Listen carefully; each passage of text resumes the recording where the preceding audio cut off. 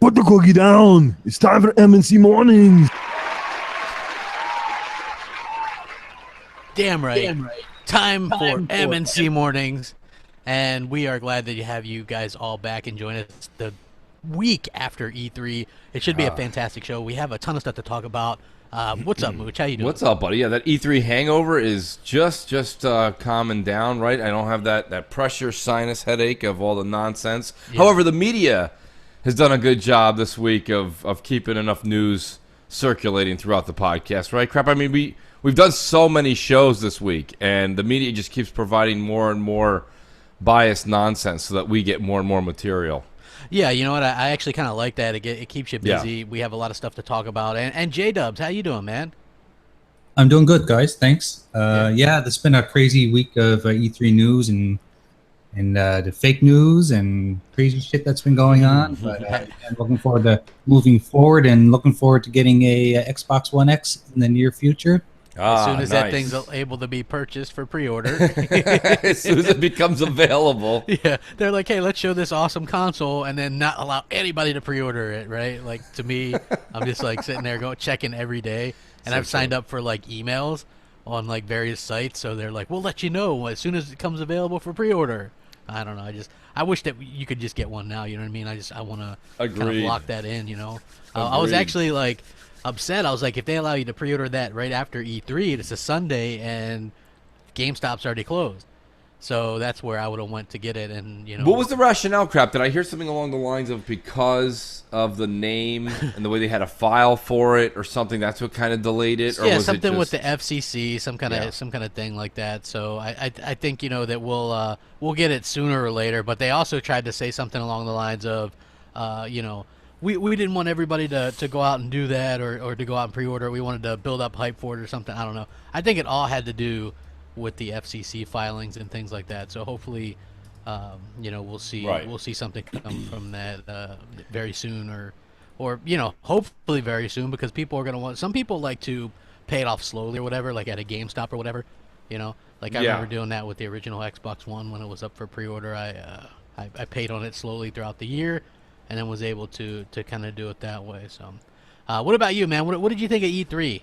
Well, man, listen, E3, before we jump into E3, Crap, let's just send out a happy Father's Day to everybody, because today is a big day, right? I mean, we got a lot of dads that are gamers. A lot of people in the chat fall into that category.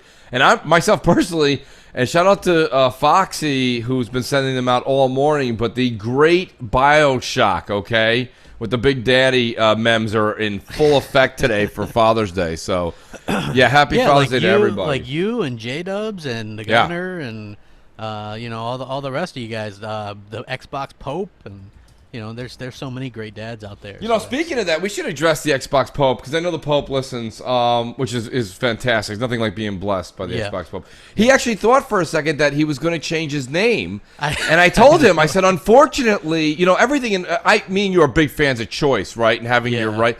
Unfortunately, the Pope can't change, because the Pope can only lose power once he's passed away, and then we have to wait for white smoke to come out of Rome.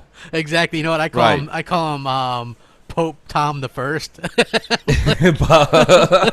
Tom the First. I'm like, hey, Tommy, by the way, you're great. Your work is fantastic. And I'm telling you right now, you have no idea how great it is to be the Pope. It's great. It's a fantastic. Like, if he stops being the Pope, who's going to spread the good word of the graphic god? That's what I'm saying. Like, he is the. Look at he wrote you guys in the chat. Yeah. Like, he's the one that sends out the blessings. In fact, he sent out a GIF of the Pope pissing on a wall this morning. He did, which was absolutely hysterical. You have no idea how much material you have untapped yet, Pope Tom. But yeah, no, it's great. It is great to have him and everybody here. So enjoy your Father's Day. Hey, listen, this is a great time. This isn't just go hibernate in the basement and play your favorite game as a dad. It's grab your Switch, your Xbox, you know, that other one, and you know, play your Wii, your Switch, your Game Boy Advance, whatever you got, and you know, go ahead and play with your family. Enjoy a game with some of the kids, and just, you know, do something together as a family. But yeah, nonetheless, awesome stuff out there. But to get back to your original question, Crap, at E3. I think E3 was great. I think that we saw now that the polls and the results are out. and they're saying that Microsoft got the most buzz. Now, personally, I'm not going to sit here. I know you guys, and crap, I'm not going to rain on your parade. You go ahead and boast that all you want. Yeah, personally, they destroyed it, man. They did. They did destroy it. They destroyed it. They got the news. They got the headlines. But, of course, with every good headline, with great power comes great responsibility, right? So with a great headline, of course, now you have to fend off more and more of the Polygons of the world and the Kotakus and their articles of nonsense.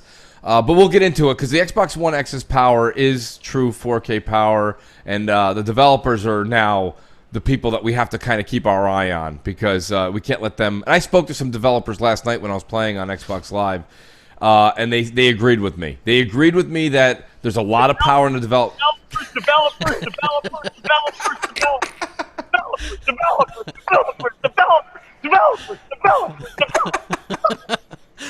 Were these the same developers pushing 30 FPS?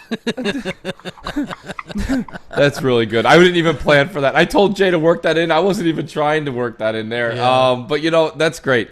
No, I just think that these guys, we've given them a lot of power crap. So I mean, what's your take on how this is going to be distributed as far as is now? I don't mean power as in power of the box. I mean power as far as like power, going to their head. Yeah, unfortunately, like we said on Crossfire on Friday, with these developers, it's a situation where some of the bigger ones are probably going to want the games to be equal across all the consoles, where the up-and-comers or the ones that are used to working mainly on PC, those are the ones that are really going to kind of stand out and do a better job and push the envelope as far as they don't care about frame rate parity between the consoles and things like that. If one console can do better, they're going to let it do better. And that is what we should encourage. That's what we should support as Xbox gamers. But at the end of the day, all the games are going to be on Xbox One X. They're all going to be better than anything on the Pro at the end of the day. So people have to keep that in mind. Even if you do dynamic scaling, it's going to dynamically scale much higher on the One X, no matter what, than the Pro. So even with a game like Assassin's Creed Origins, which looked gorgeous, and people were like in awe of it. Like we heard Southbound. He's like, when they showed that at the Xbox conference, they're like, how come there wasn't a big reaction? He's like, because everybody was in awe on the big screen. They were just like amazed by it. Right. So I think that speaks volumes. And we have to keep in mind that was a 4K native game. It's just it has dynamic scaling, so it might not be native 4K the entire time. But it'll be damn sure much higher than the PS4 Pro. Well, that's what people got to start taking away from this. This is a mid-gen, okay? It's a mid-gen. It's stronger than the Pro, but it's not next generation. So what people need to understand is now, when you still want the superior third party, even if it's not full 4K, the entire 10-hour experience, but it's 4K, the 8 hours of your experience, it's going to be doing more than the Pro can do, and you're going to get your money's worth because it's the lighting, the textures, like I say, the scaling differential between like where your character is standing in your eyesight going out. There's still buildings, mountains, background that used to just be blur or non-existent and now is there. These are the things that the Xbox One X can do. And if you say it doesn't matter to you, well, hey, I can't tell you how you actually feel when you're playing a game. But in all honesty, it does matter. And it's just like anything else. Like, of course, I like to give Apple credit where it's due, right? They're the first ones to introduce that Retina display on a screen. Yeah. And then Samsung followed suit, et cetera, et cetera. Not realizing people could just knock your ass out and hold your eye open and scan your Retina like that. You know what I mean? Exactly. But think about how it's changed text, right, Crap? It's changed the way that we read text digitally. And my point being is that when this happens and occurs on the Xbox One X, it'll be the way that you start seeing games differently, and it'll become the new standard eventually. Go ahead. People purchased a PS4 over an Xbox One because 1080p was better than 900p. Then what are their excuses now? I don't know, and that's a great point, Jay. Yeah, I mean, that is a good point. Hey, and we got, let's see, we've got She-Wolf, we've got Noof, we've got Showstopper. Dude, Showstopper's been around a lot. He's been doing these little mini podcasts and stuff. It's pretty funny. I'm hoping they have been really good. Yeah, like, man, glad to have you guys all come out here tonight. Make sure there's no post E3 hangover. What's up, GKB, She-Wolf? Happy Father's Day. Absolutely. Yeah, I see all you guys. Blue, man. Yeah, we got a great crew. Luca's having a hard time, she said, with Wolfenstein. Crap, can you talk about that? Okay, so yesterday. Luke on the spot. Yesterday randomly, I was just like, okay, I'm gonna boot up Wolfenstein because I have had it for a long time and I hadn't played it yet. So I was like, I'm bored. I don't have, I didn't have to work yesterday, so I was like, I'll play this game. I played Wolfenstein. I'm like, holy crap, it's really good. And then I told Luca that, and then she started playing it because she just got it, and she was like, yeah, it is really good. And then, but she's dying a lot, you know, because not everybody can be super good at games like me. And, and play on extremely hard difficulty levels and be amazing. Super but hard. I am one of those people, so you know, I was just totally just slapping that game around, man. That game's basically like cardboard cutouts to me, you know, and I'm going around there with a bazooka. So yeah, like I'm a beast at the game, so I'm happy to help out, giving her tips or whatever she needs. You know, I'm that good. I'm just saying. So. Yeah, no, listen, Wolfenstein's a great game, and I'll be honest with you, if it wasn't for Wolfenstein 2, I don't know if that showing would have been so great at E3. What do you got, Crap? Well, I was just going to say that the game, like, I'm really blown away by Bethesda and the way that they put out these games, like Doom and that. Like, the gameplay is so fluid, so amazing, you know, just absolutely slick gameplay. I think it's at 60 FPS, and that's something that's awesome. I also have Wolfenstein, the New Blood or whatever it is, the expansion DLC, or whatever. yeah. It was like $5 like last year or something, and I picked it up. And is Metro still on sale? They were giving away Metro, what is it, Metro 2033 and Metro Lite or something like that, whatever. It was like the combo pack was like $6.85. I think you get a small fry from McDonald's too. I bought those last year at that price, and I've had them forever. Like, I've had them on Xbox 360 because they gave them away on 360 before as well, and so I've had them and I haven't played them. So yeah, I'm hoping. You know, and I'm pissed off because with the whole Metro thing coming back to life and the series rejuvenated, now I wish I bought those two remasters. They were like $8. I've never seen a combo pack for $8 like that on two AAA experiences. It's a really good deal. See, that's why I bought it, and now that's something that's good about E3, right? Yeah. Because we saw the new Metro, which looks good. I saw the new Wolfenstein, which looked really good, and it made me want to go back and play the old one. Right. So I'm like, hell yeah, and yeah, I just I think it's amazing. Hey, cool. We got us an early morning call. We didn't even have to give out the phone number. Mention the phone number yet. Yeah. So. M&C Mornings, what's up? How you doing? Whoa. We got us an early morning call. We didn't mention the phone number yet. All right. First of all, you motherfucker. I'm you on Wolfenstein. How dare you? How dare you? That's great. That's great. First of all, you motherfucker. Oh, good. We get it twice, Shay. That's all I wanted to say. Have a nice morning. That's so great. Luca, you're great. That's awesome. That's your morning call, bitch out. We just got you get bitched out by Luca. Luca just crushed us. That's great. Fuck out. No, you didn't. That's great.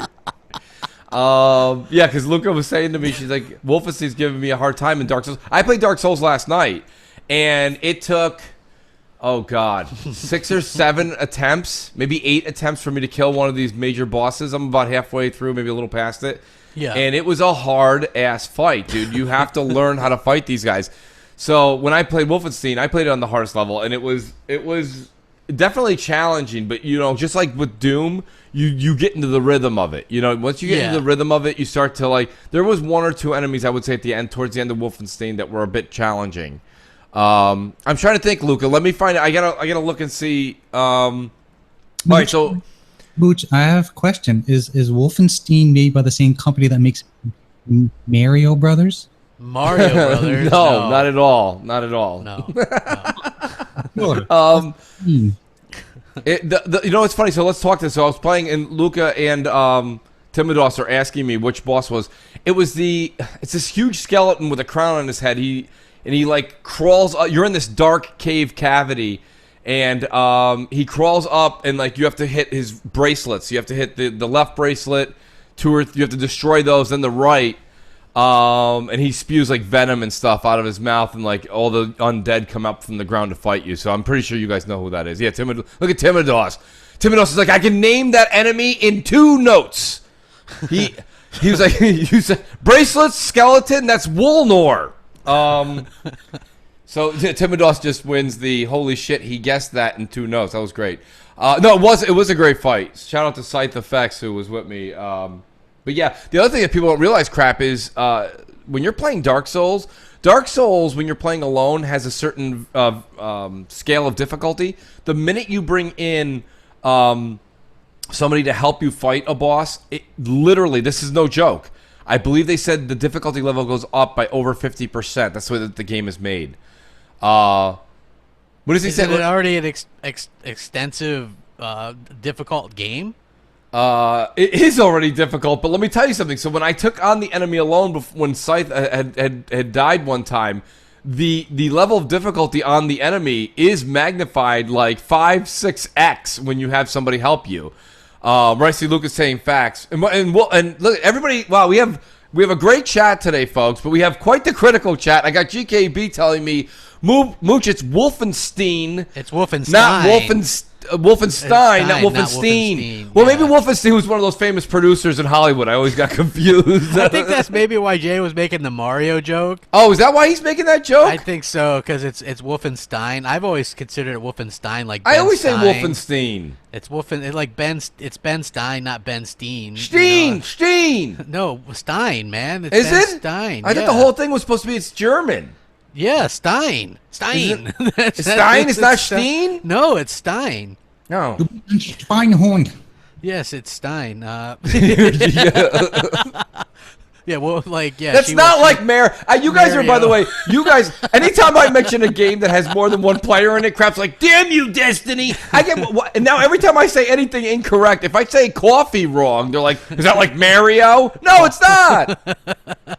Hey, we ought to get to some of the voicemails because I know we got some. Also, I want to remind you guys that we have the big game giveaway. Huge game Patreon. giveaway. Yeah. It's today, Patreon folks. support. Today. And the wheel is so packed full of names that the names don't even show up on the wheel. It's funny. Guys, not just that, but we yelled at Jay so much last week for having the shortest wheel. When this wheel spins, okay? And real quick before we get to that voicemail, AJ Felton, yes, I do have Niho. I'm actually gonna start playing that probably after I get done with Souls. But yes, no, I've started it, and that is way harder than Dark Souls. And we have a really good top 10. We're going net top 10. We're doing it live. We're doing it live, folks. Yeah, so make sure you guys hit that like button because I usually hold it ransom. So yeah, make sure you guys hit that like button because I guarantee it's not going to happen before probably 250, 275 likes. So yeah, if it happens, it'll be at a good amount of likes. So Jay, who do we got on deck? Well, we have the person that just called in and told you to fuck yourself. Okay. Nice. Nice. Hey Mooch, Crap, J-Dubs. Good morning. I hope you guys are doing well. And it's a week after E3. This has been a very, very interesting week. Lots of divide in the community, but honestly, what else is new? So, quick question for me. I was curious as to what games you guys are most looking forward to from all of the conferences. I would have to say your top 3 games. I was going to do top 3 games for each conference, but Bethesda only showed off 2 fucking games, so that was a bust. All right, guys. I'll talk to you all later. Have a nice morning. Bye. So she wants to know our top 3 games from each conference? No, just top 3 overall. Ah. Wow. Yeah. Do you want to go, Crap? You've been working on this since you were born. Go ahead. Yeah, you got this shit down. I would say Anthem.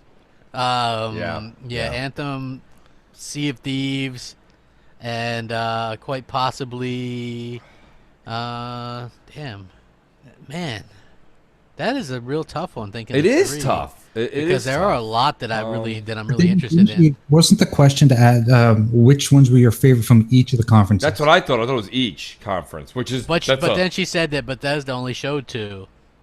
Well, yeah, I think she was only exempting Bethesda, but yes, that's fine. Oh, okay. Well, I can do that. It'd be a little easier to do the all 3. Yeah. Okay. So if I did EA, it would be Madden, Battlefront 2, and Anthem, I suppose, because they announced it there. And then if you did Microsoft's Forza, Sea of Thieves, and let me think. What else did I think was pretty damn good from that? Ashen looked really good, or maybe Crackdown. I really like the look of that. So those would be the 3 from there.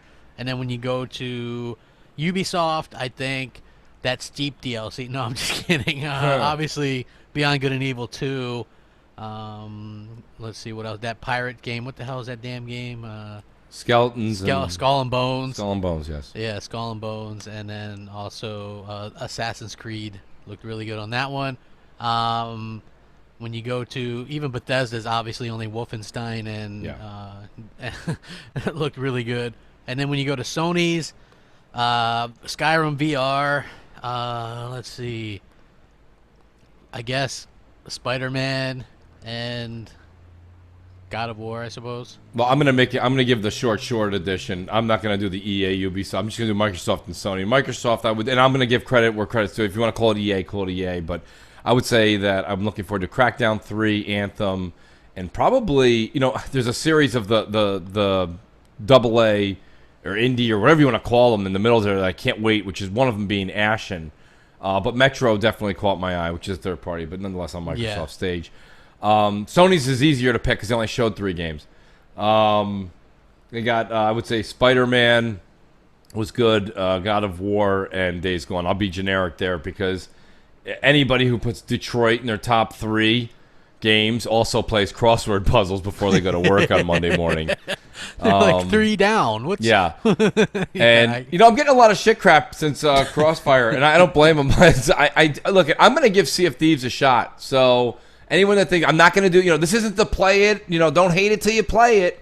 But I will say this much. It's got potential, and I do think that since streaming is the new podcasting crap, I think that it's going to be a great streaming game. I think that's going to have it's going to be amazing. Huge longevity in the gaming world. Absolutely amazing. Yep. So, you want to do another voicemail crap? We do have a lot of them, and we spoke for 30 minutes out the gate.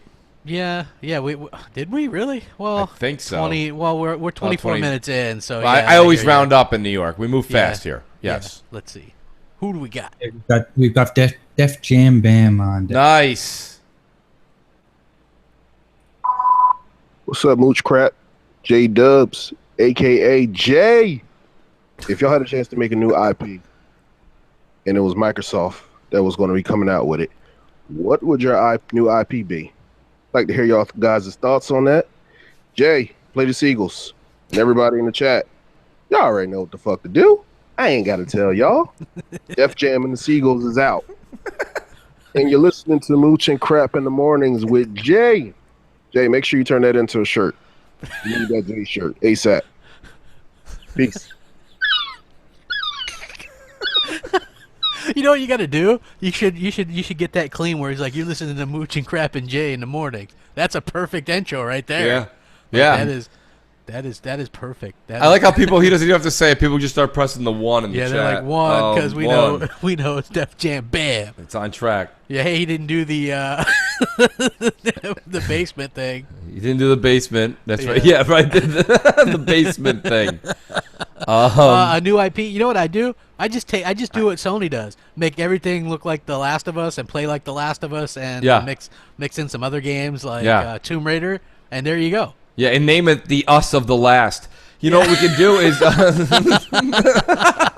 so I would go ahead. We can steal all the formula from Arkham Asylum and just put a Spider-Man skin on it and add a bunch of QuickTime events. Yeah, and hang out on a roof of a building. Yeah, it'll be great. I'm telling you. And then what Microsoft mostly has to do is announce these games, show them off, but don't release them for 4 years. Like, 4 to that 10 gets years everybody in all advance. lathered up. Yeah, like that's a super deep tease right there. That would be great.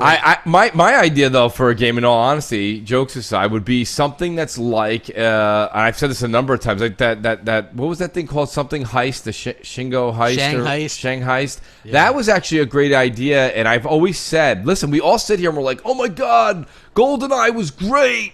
GoldenEye was great. We haven't had one like 007 style game, right? Where you're this it's like Hitman meets Tomb Raider almost. You know what I mean? Where it's like scaling up buildings, sneaking into offices, grabbing memos and this and that, and then having major boss fights, and then having high flying helicopter fights in midair, and then a boat fight. Like, do you remember games where we used to have those types of things all going on? Like Contra used to do it, and even the shittier versions of when we were kids, they did all those amazing fights throughout the game, and you don't see that anymore. Now it's just the same old, same old.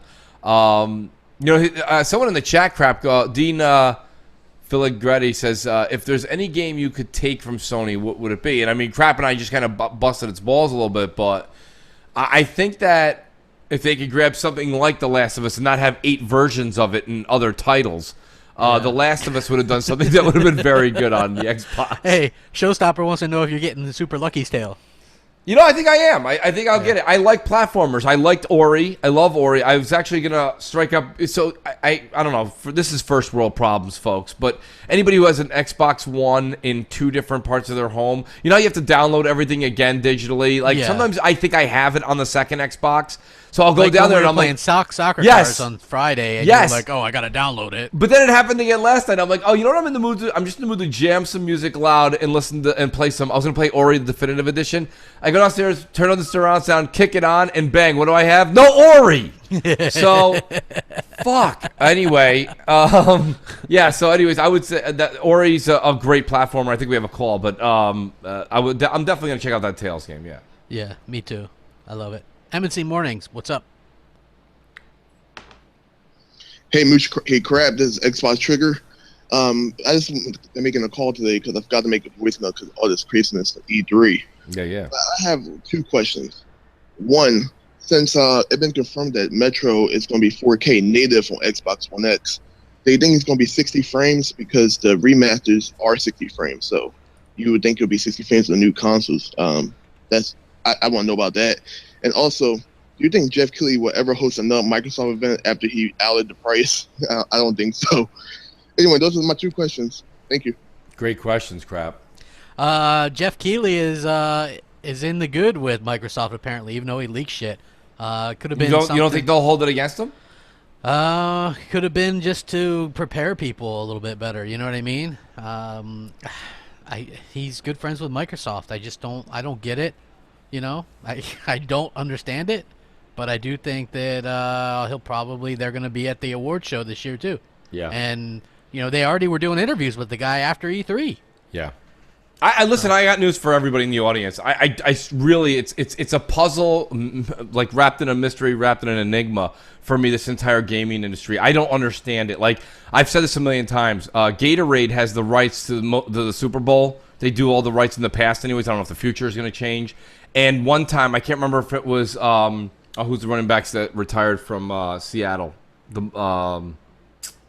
Marshawn Lynch. He's now with the Raiders. Right. But back when they won, he showed up with, and I'm putting his name in there. I can't remember if it was him or who it was, but somebody showed up and they were like, they had a Powerade, right? And they were just drinking it at the post-game conference. It wasn't like he was promoting it, like pouring it on his head.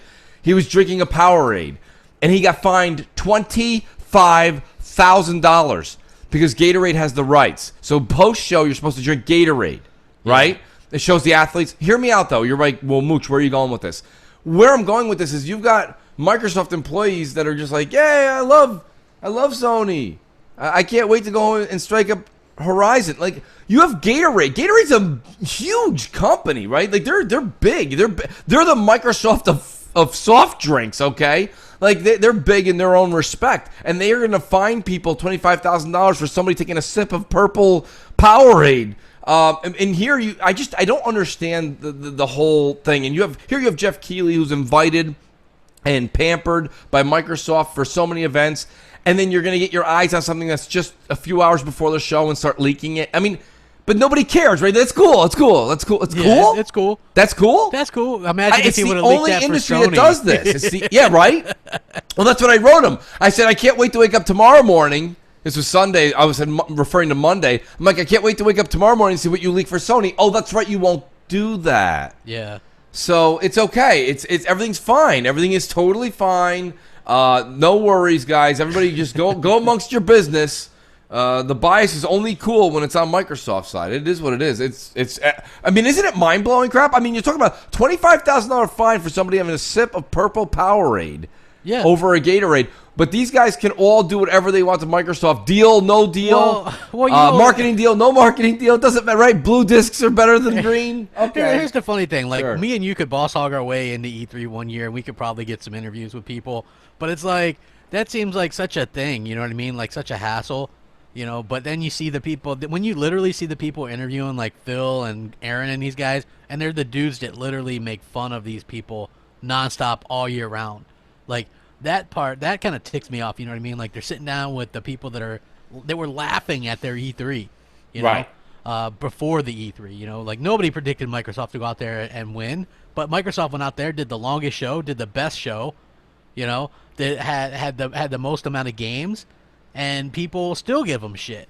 You know, Sony goes out there half-heartedly, does like not even an hour-long show with exactly the same shit they came out last year, and they showed last year, and with no games again this holiday, no holiday games. But hey, let's all give them applause for putting out a bunch of games earlier in the year, even though nobody really cared about that shit. Hey guys, in case you didn't know, J-Dubs, here's a new shirt. February's the new Christmas. Yeah.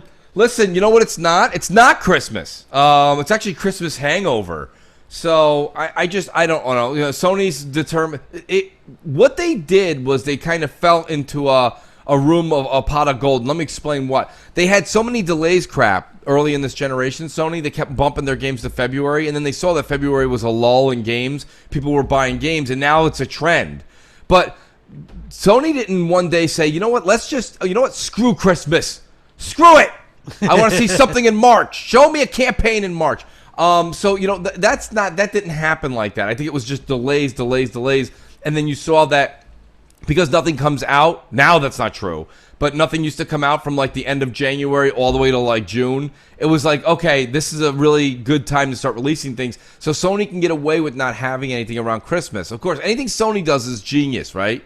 Yeah. It's just genius. Oh, they're Absolutely super geniuses, guys. Come on. You know how genius it is to say no to cross-platform play, to keep your console people segregated from everybody else. I mean, what a real service they're doing for their consumers, right? I mean, protecting the people that way. I mean, we should all just be real thankful and send Sean Layden and Jim Ryan our gratitude for keeping everybody safe. They're doing such a service for the fans. Thank you guys so much. And also, thank you, Sony, for not allowing backwards compatibility. I know. We think we want it, but the reality is they're keeping us away from that as a favor to us. And they're also doing us a huge favor by not allowing EA access on PS4. I mean, I know it seems like a really good value. I thought that too until Sony corrected that and said, no, it's not a good value. So now I realize it's not a good value at all, and I'm happy with that. You know, like who wants that stuff anyway? EA games all suck. So we don't even need that stuff. That's all garbage now. We don't want that stuff. Crap, the Xbox Pope asked a good question. By the way, the chat is rated XXX today, by the way, which is fantastic.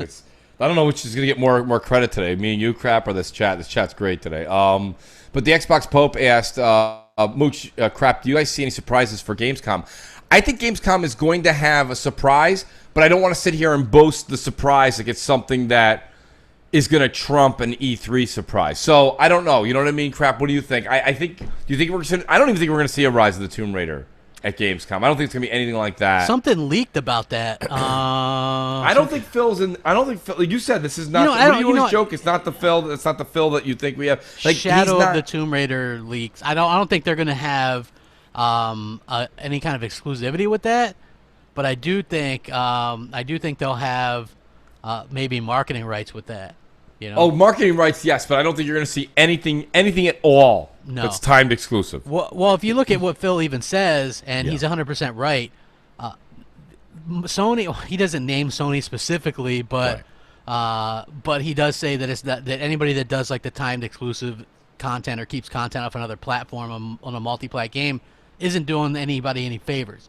And he's 100% right. He's like, we market with companies, but we don't sit there and take away content from other people. And he's right. When people bring up when Microsoft did do that, it wasn't him. You know, like people have to understand that it's not him. Yeah, it was beforehand. Did anybody see the award-winning Knack 2 footage that's been released? I don't know about you, Crap. Right? We should get that and stream it. You know why? Because sometimes people have a hard time sleeping. Yeah, and we can help those. They showed it beforehand. Yeah, it was terrible. By the way, I loved how they had the IGN guy playing it. I think it was IGN. It was IGN or Polygon, one of them, and they're like doing their whole like, let's play Knack 2. And they were playing it, and they're like, this is the best part. This is great, because now I can actually shrink my character down, go in and do this, right? And he comes back out, and then I can regain the parts that fell off me, and I can grow big again. I'm like, what? Okay. Hey, you know why they showed that pre-show, right? The same reason they showed Gran Turismo Sport pre-show. Right. Did you hear? Okay, so Gran Turismo Sport, 140 cars, 15 tracks. Yeah. Think about that. That's a quarter of Forza 7, by the way. I want to be clear with this, right? The Fast and the Furious free expansion had more content than that. So I mean, like, when you think about that, it just tells you how what an absolute joke Sony is and how bad that Gran Turismo series has fallen off. And then if you look at Forza 7, 100 gigs, like, that game looks absolutely amazing. True 4K, 60 FPS, none of that nonsense. It has 700 cars. You know, that is a real game. As we cross 500 viewers, hit that like button because we are holding a top 10 rant. Guys, we're doing a live top 10 too. This is not going to be pre-recorded. We'll see how it goes. We'll see how this one works. We're doing it live. We are. We're doing it live. I love. Oh, shout out to All Day. Yeah, and K Mega. And K Mega. Without K Mega.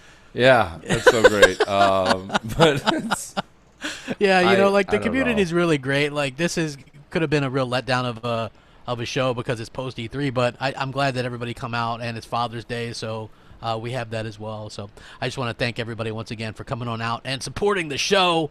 We appreciate it. Yeah. Who do we got on deck? We actually have a live caller waiting.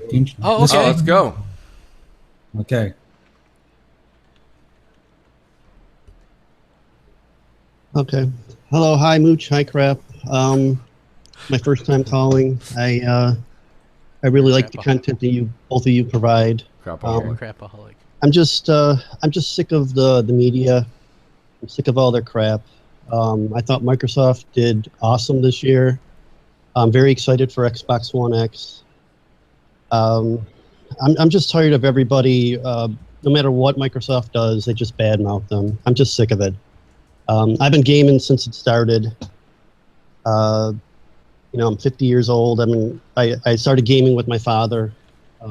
It's just shit like this has never happened. I'm just sick of it. That's all I want to say.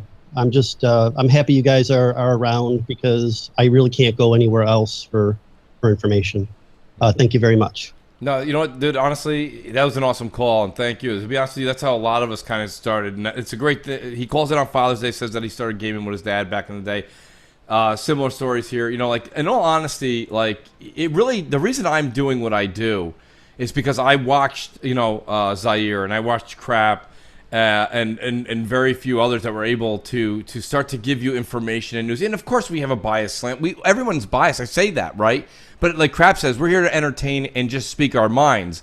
I'm a very small YouTube channel. Like, I just like to do this because it does give information and it gives the other side of the coin something to listen to, because we all like the other side of the coin and the entire media loves the other side, you know, the Sony side. And it's just like, God, there's nowhere you can go. And I know there's shows like Outside Xbox and things like that, but they're like neutral, right? They say they're Xbox, but they're neutral. I watch Outside Xbox, and they always have like a Switch on the show or something. Yeah. They're like, at the end of the show, they're like, hey, we're playing some Nintendo Switch. Yes. Like, hey, great, but like, where's the Xbox? You watch Podcast Unlocked, right? And they talk about Sony. You watch Greg Miller's Sony show, and it's only Sony. You watch all these shows, like he said, Xbox, Outside Xbox. They have a Switch on there. But when you watch a Sony show, it's a Sony show. There's never an Xbox controller within miles.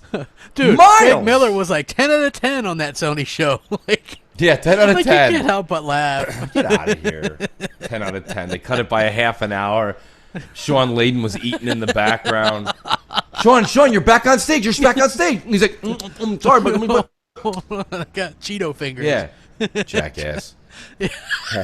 It's unbelievable. It really kills me. It kills me. The lopsided gaming media is just so upside down. But yeah, I mean, it is what it is. And thanks to that caller, he is a true crapaholic, by the way.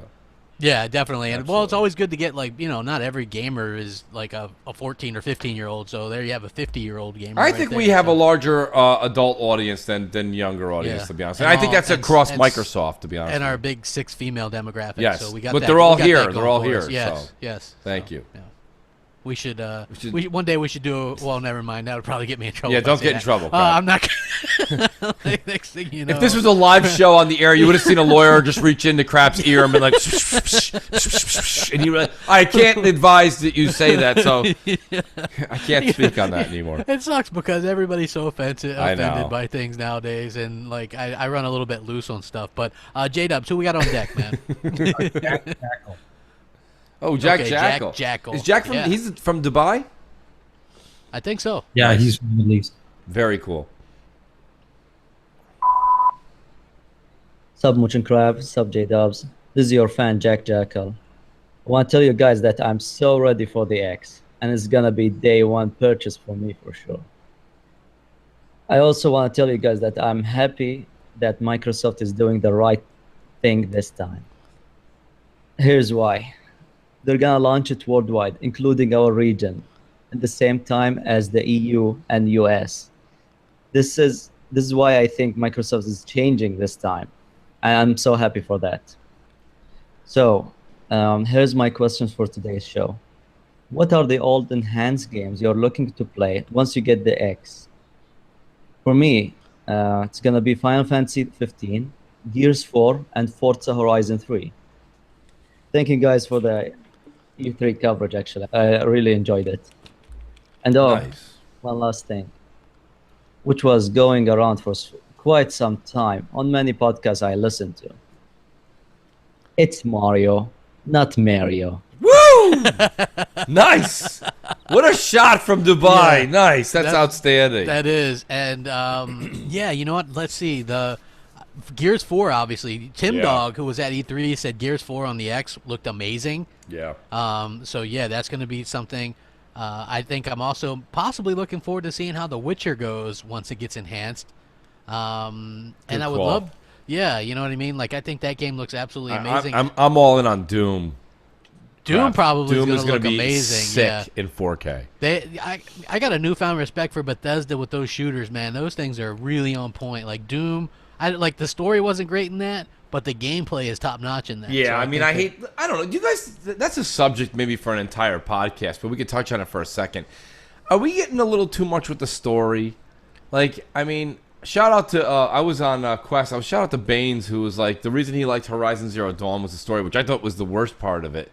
And Horizon Yawn, more yeah, like it was just so boring, and there was like did you notice as you got more and more into Horizon, the people you went to go talk to, they had like 85 different like talking prompts associated with each person. I'm like, dude, I'm here for fuck ever, and nothing's happening. And I sometimes think I think we put a little too much in the story. Yes, there's games like The Last of Us. Yes, there's a deep story in Halo. So I understand these big games that have these big things. Like Gears of War has a decent story to it. But then there's other games where like, and crap, you give shit though. Like Destiny's not about story. I mean, we could say it was. It's about the way an MMO is an MMO. You know what I mean? You get out, you play it every day. If you don't like playing it every day, yeah. Look at somebody. My leg hurts. This is Horizon. My bum leg. I got a bum Somebody leg. could please just get me a walking cane. And she's like, sure. With those like dead eyes in it. Yes, sure. Yeah, sure. I can go get that for you. Okay. With Where the is Google, it? With the Google eyes. The but nobody googly made- eyes. No, nobody made fun of that game for that. No, but no, hey. of course not. Of course not. Guerrilla Games knows what they're doing. They're flawless. Yeah, you know, it is what it is. Whatever. I can hardly wait to buy some more DLC for that game. Yeah. Woo-hoo. Yeah, I'm looking forward to Horizon 2. Yeah. We have a call. Thank God. Hey, I don't hear the phone ringing. Is that broken, Jay? I heard it. Oh, okay. M&C Mornings. There we go. There it is. It's really like a 1980s phone, right? Crap, it's like Yeah. 3 or 4 rooms away. It only rings in the kitchen. Father's Day, but I have a big question. A lot of articles been talking about Destiny 2, 4K, this and that, and a lot of people aren't really talking about the one main thing, the engine for Destiny 2. It's the same engine as Destiny 1. Yeah. It's outdated. I mean, when they made this engine, it was from like, it worked for like 1080p, 30 frames per second locked.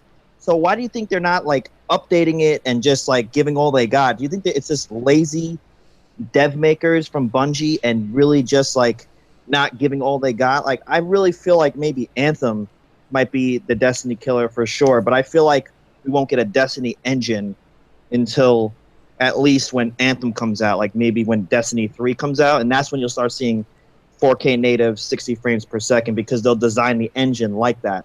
So what's your thoughts about that? Okay, guys, happy Father's Day. You all have a good one. All right, bye-bye. Good question. You know what the problem is? Building a new engine takes time. Yeah. And they're on such a time constraint. Like, if they wouldn't have released Destiny 2 this year, Activision would have got a bunch of their stock.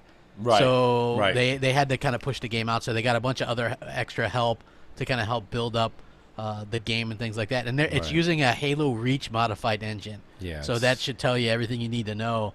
They haven't done a console 60 FPS game. Yeah. So, I mean, I know a lot of people like to give 343 shit, but they've been putting out 60 FPS games. You know what I mean? So, right. Yeah, I think that they've been able to do a much better job at that, and so I'm really excited to see what the future holds with that franchise. It is interesting that they're like, we're not going to talk about Halo at all this year, not at PAX, not at Gamescom, no time this year. So that is super interesting to me. Will it pay off? I don't know. Some of these games might be able to stand on their own. I'm hoping they do. It's going to be very cool if they do. I just, I'm very excited by what Microsoft has to show. So. Yeah, no, I agree. Listen, is it a shame? I guess it's a shame, but you said it earlier, Crap. It's the whole... I just saw you type booty warrior in there. Yeah. I was just he's like, a troll. okay. He's a troll. He's just trolling. He's like, it's not... Hey, listen, I got news for you. Anyone who doesn't like Xbox and just wants to troll, hey, all I'm going to say is for the next 3 years, Xbox One X has the better... Even if both are... checkerboard, we're still getting better textures, better lighting, better scale differences. You're gonna have to listen to Digital Foundry bash the Pro for 3 years. Yeah, you're gonna have to watch it is what it is. You're gonna have to watch me do comparison videos too. And the other games are gonna be better just natively, so natively 4K. Yeah. So it is what it is. It's all right, Yeah. So it doesn't matter. You guys can hate all you want. We do have the better box for the next 3 years. It sucks to be you in that case because it could be longer than 3 years. That Sony didn't seem like they're too much in a hurry. I think it's going to be longer than 3 years for more than that. Even if the next generation starts up, PS5 and the next iteration of Xbox, I think when those come out in 3 to 4 years, Microsoft will never, ever, ever, ever, ever, ever, ever, ever, ever be behind the 8 ball again in power. Yeah, that's not going to happen. I mean, look, here's the thing, right? They're doing 4K on the things with 4K textures, so I don't see them falling behind no matter what. Like, I know a lot of people were like, they got to come out with the PS4. I don't really see them trying to do that because the narrative has changed a bit and people are just like, games. Right. You know what I mean? And I just think that Microsoft has really done a good job giving us what we want. It was all about giving the gamers and developers what they want, and I think that's going to pay off for us in a big way. Like, we're getting exactly what we wanted. Again, I'm not saying that they did it perfectly because Phil's been planning this console for 3+ years. Right. He should have been planning a game to go along with that console for 3+ years, in my opinion. So. Yeah. No, I totally agree with you. I totally agree with you. Hey, J-Dubs, I think we got some more. Oh, God damn it. Okay, we got a call. MNC Mornings. How you guys doing? What's up? Happy Father's Day. Hey, Mooch and Crab. It's me, Ibrahim, from the Middle East. I watch Mooch all the time on Mixer, sometimes when he broadcasts. My question is, since Microsoft was so interested in multi-platform games and multi-platform stuff, why did it really start doing it and then stopped? Basically, I'm talking about the E3 this year. All they focused about was Xbox. They didn't talk about PC gaming at all. Thank you. My name is Ibrahim again. Goodbye. All right, Ibrahim. That's cool, man. Thanks for checking out the stream. So he's wondering why they didn't talk about multiplats, or... That's kind of what I thought he was saying. I think he also was saying that Microsoft didn't bring up PC at all, which they're not going to do that at E3. Yeah, well, they did the PC show too, or something like that. So they did have a kind of a presence there. I think it's one of those things where they have to. It's a fine line. What you can see, at least in my opinion, and this is a good forum to talk about that. Like, did you see they're putting Killer Instinct on Steam? Yes. Right. And people, I guess, expect people to freak out about that or whatever. But I think that them putting that on Steam is kind of maybe them admitting that the Windows 10 thing is a bit of a failure. Right? You know what I mean? Like, I don't look at it that way, Crap. I really listen. E3 week has been really, really good, crap. Right? We got a lot of information. I've talked to a lot of people that do know and work around Phil. I've been in the DMs with some people, and nothing's groundbreaking or a megaton. But I mean, mega. It's it's not.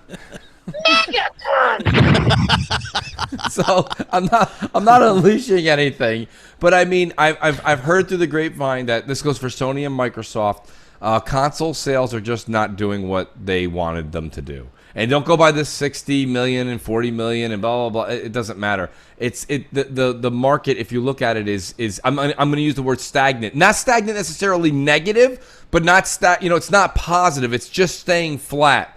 And what Microsoft's doing and Sony's also doing, crap, is just that they're not getting any slack for it because they do it 3 months after Microsoft. Yeah. Is they're going to PC because they have to open it up to a larger gamut of people.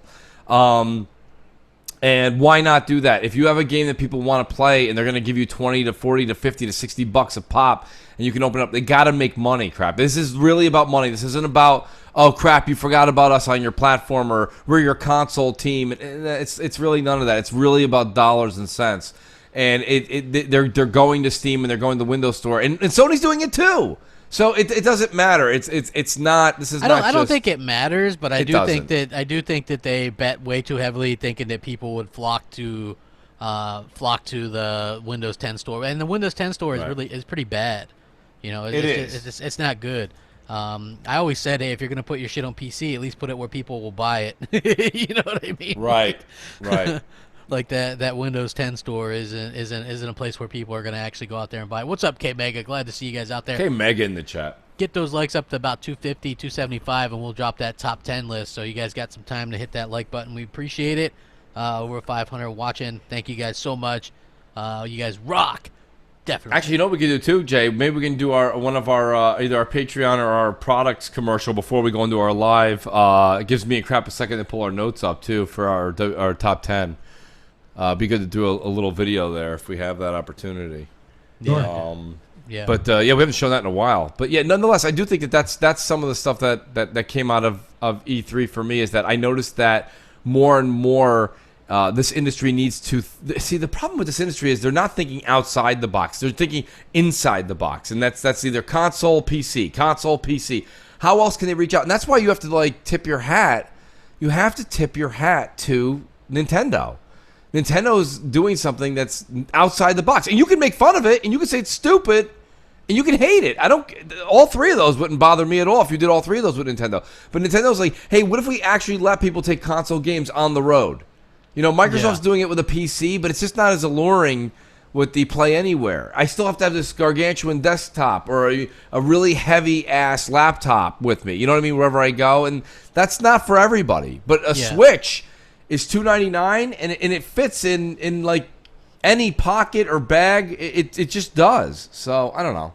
It's a thought. I agree 100%. I think Phil and them are probably watching that Switch with interest. If that did well, right, you could possibly see Microsoft do something like that in the future. Phil's talked about that before. They've had multiple times where they've actually started on a handheld type device and then stopped.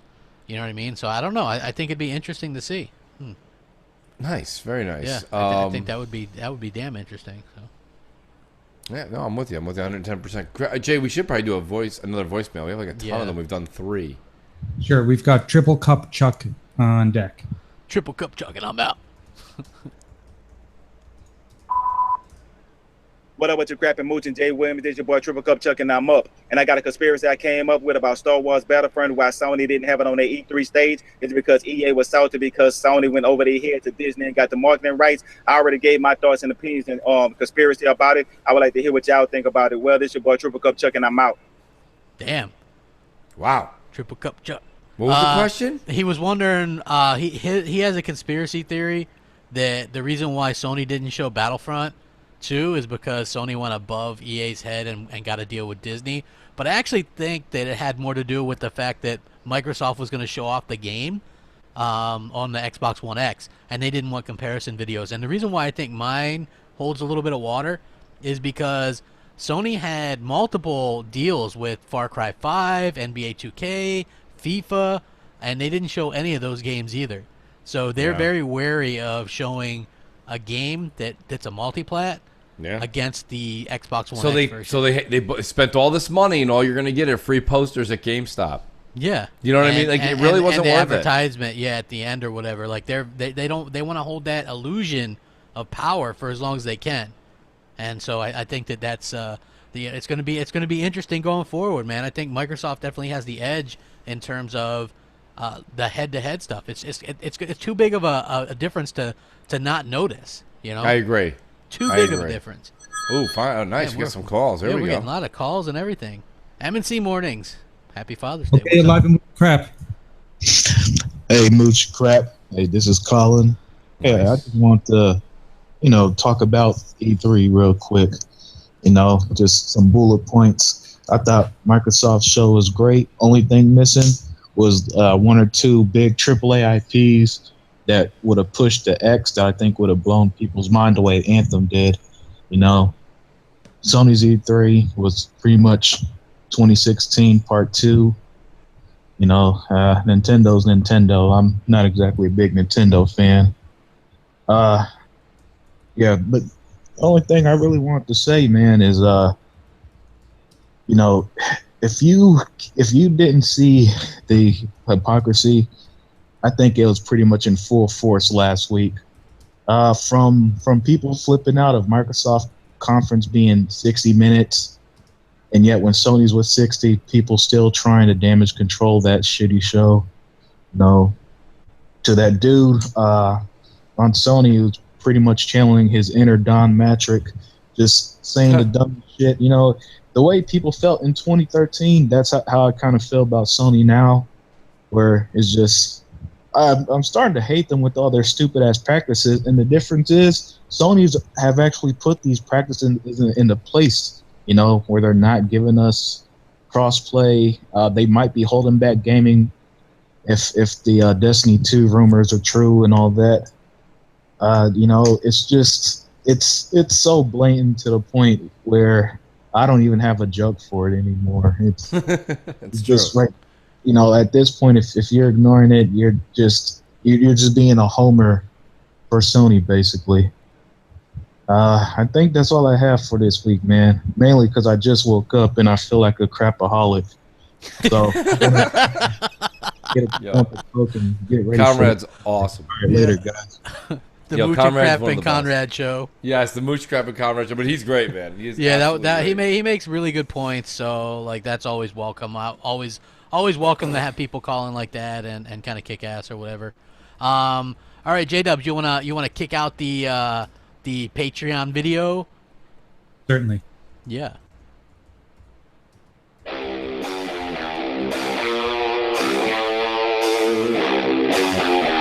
Hey everyone, Crapgamer here from MNC Mornings.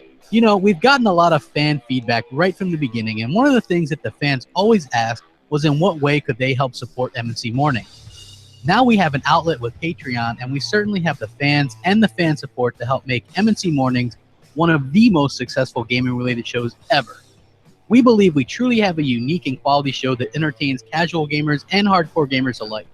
Mooch, Jay, and myself, we have an unmatched chemistry, and that plays extremely well off one another. Supporting us on Patreon will enable us to put our shows on iTunes, Google Play, and other various platforms that might be more accessible to you, the fans. It will also allow us to interact on a more personal level with supporters and fans. As a bonus, it'll help us to offer some truly amazing giveaways and prizes for the show. We'd love to be able to make this show as successful as we possibly can, and to do that, we'd like to ask your help. There is no MNC Mornings without each and every one of you, so please remember that. We've brainstormed great Patreon rewards that we feel add even more interaction between us and all of you. MNC Mornings is your show, and it's always been directed by you. It's a forum for the little guys, the people who have a valid opinion but might not have a big outlet to express themselves. Let's face it, there's a lot of gaming podcasts out there, and I'm proud to say that this is all of ours. And I feel like together we can achieve something really, really special. We're doing this for the fans. The support has been absolutely amazing. Even months after the initial final show, we still get messages asking us to bring it back. And we've heard those requests loud and clear. MNC Mornings won't go quietly into the night. No, it will not. We'll keep fighting the good fight for a better and more balanced gaming media. A wise man once said, be so good that they can't ignore you, and that's the plan. Maybe one day MNC Mornings will be able to broadcast from PAX or E3, and that'll be a group effort from the fans and friends of the show. Thank you. Thank you so much for all your support. You, the Mooch Maniacs and Crapaholics, have spoken, and we have listened. You wanted more MNC Mornings. You wanted more interaction with Mooch, Crap, and J-Dubs. You wanted more Let's Plays with Mooch and Crap. And you wanted more prizes and giveaways than ever. And we are happy to oblige.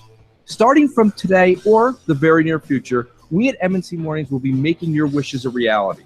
And after all, you're the customer, and we aim to please. We want to bring new ideas and fresh concepts to the forefront. And in order to do that, we need support and capital to make that happen. What we have planned will entertain you and hopefully have you coming back for more. With your support, we can make MNC Mornings everything we want it to be and hopefully everything you've come to expect. So thank you so much.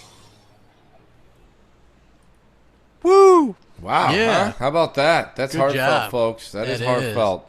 That is. It doesn't get much more heartfelt than that. I mean, that was. You know what? That's the first time I've listened to that since like week 1. It's been a while. Yeah, it has been, and not only that, but I rambled a lot. Yeah, yours. When you sent that writing over, I was like, wow, this looks like something I have to sign at the bottom. Yeah, I was like, holy crap. Yeah, I rambled a lot. So anyway, yeah, if you guys didn't know, even just as much as $1 a month get you into the raffle for a new game. Yeah, you guys would be amazed at, like, you know, there's all these tiers. The $1 a month thing is actually awesome. And we get 500, 400 people watching these shows, sometimes 600, 700 watching live. If each of you guys put in $1, it's amazing the stuff that we give away. You're also entered into a contest to win a game. Oh, you see all these great contests that are on Twitter now?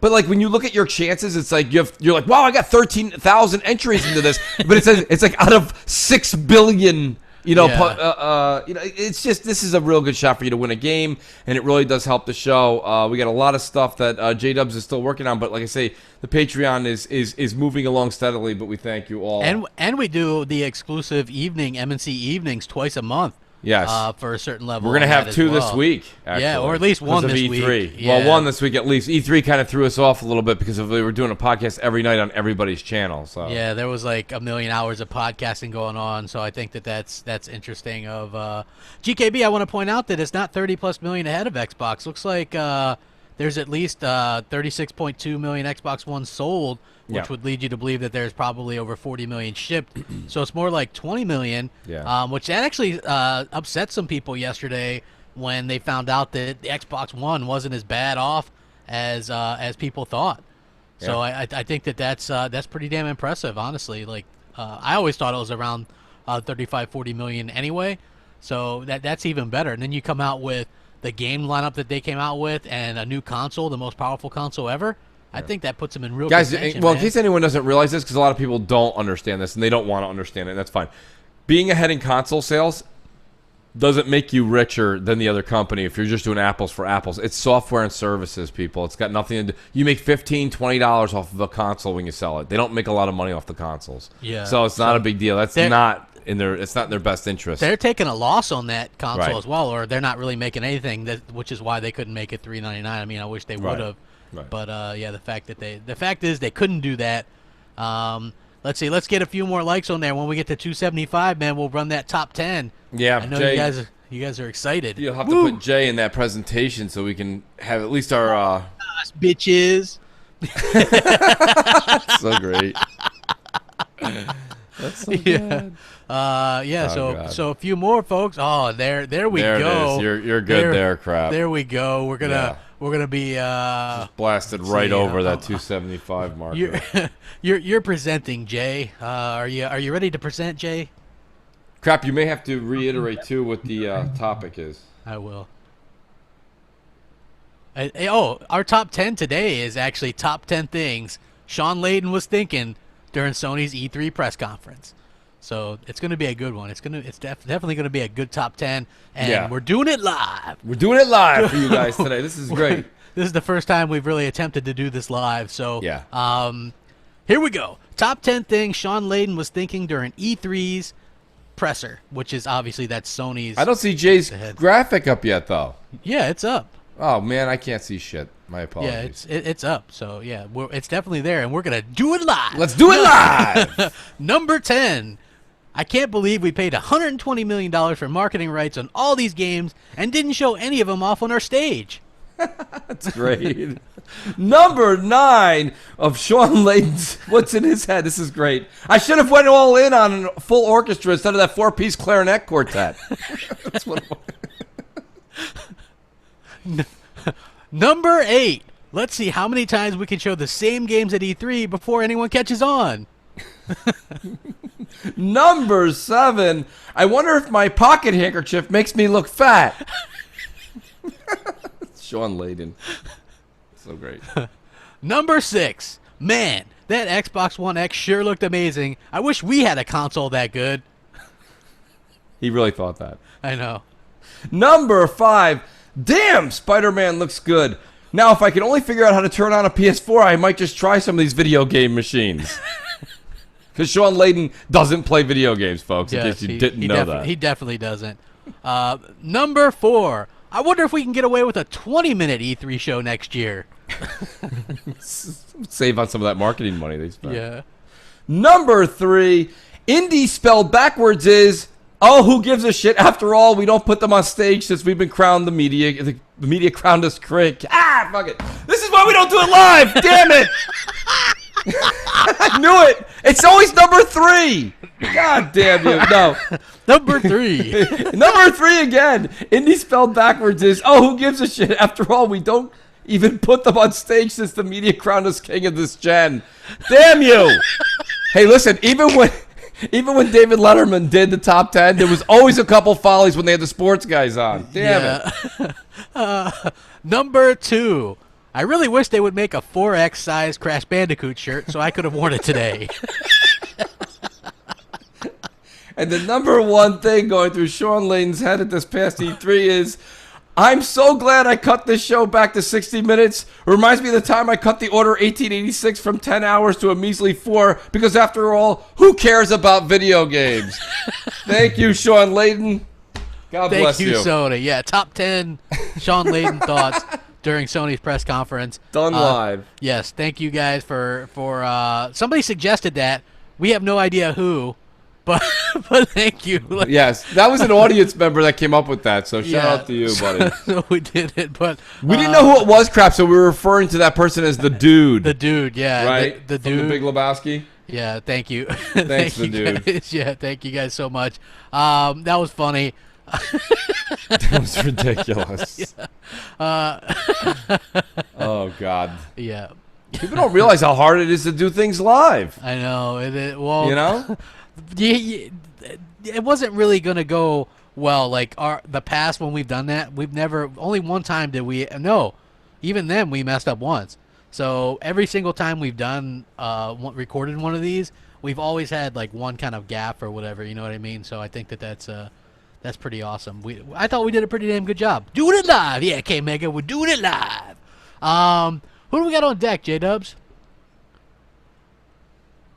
Sorry, guys. I'm just interacting with a live caller right now. Oh, okay. No, that's fine. Well, I do have Tony Berg on deck. Okay. Can you play him while you interact with the live call? I definitely can.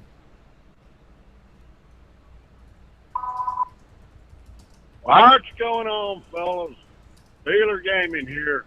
I don't give a fuck. Here's my buddy Hellhammer. Hello there, this is Hellhammer. I like to interrupt every time people are talking. The question to you is, what is the original Xbox game you're looking forward to the most? Thank you. Goodbye. Oh my God.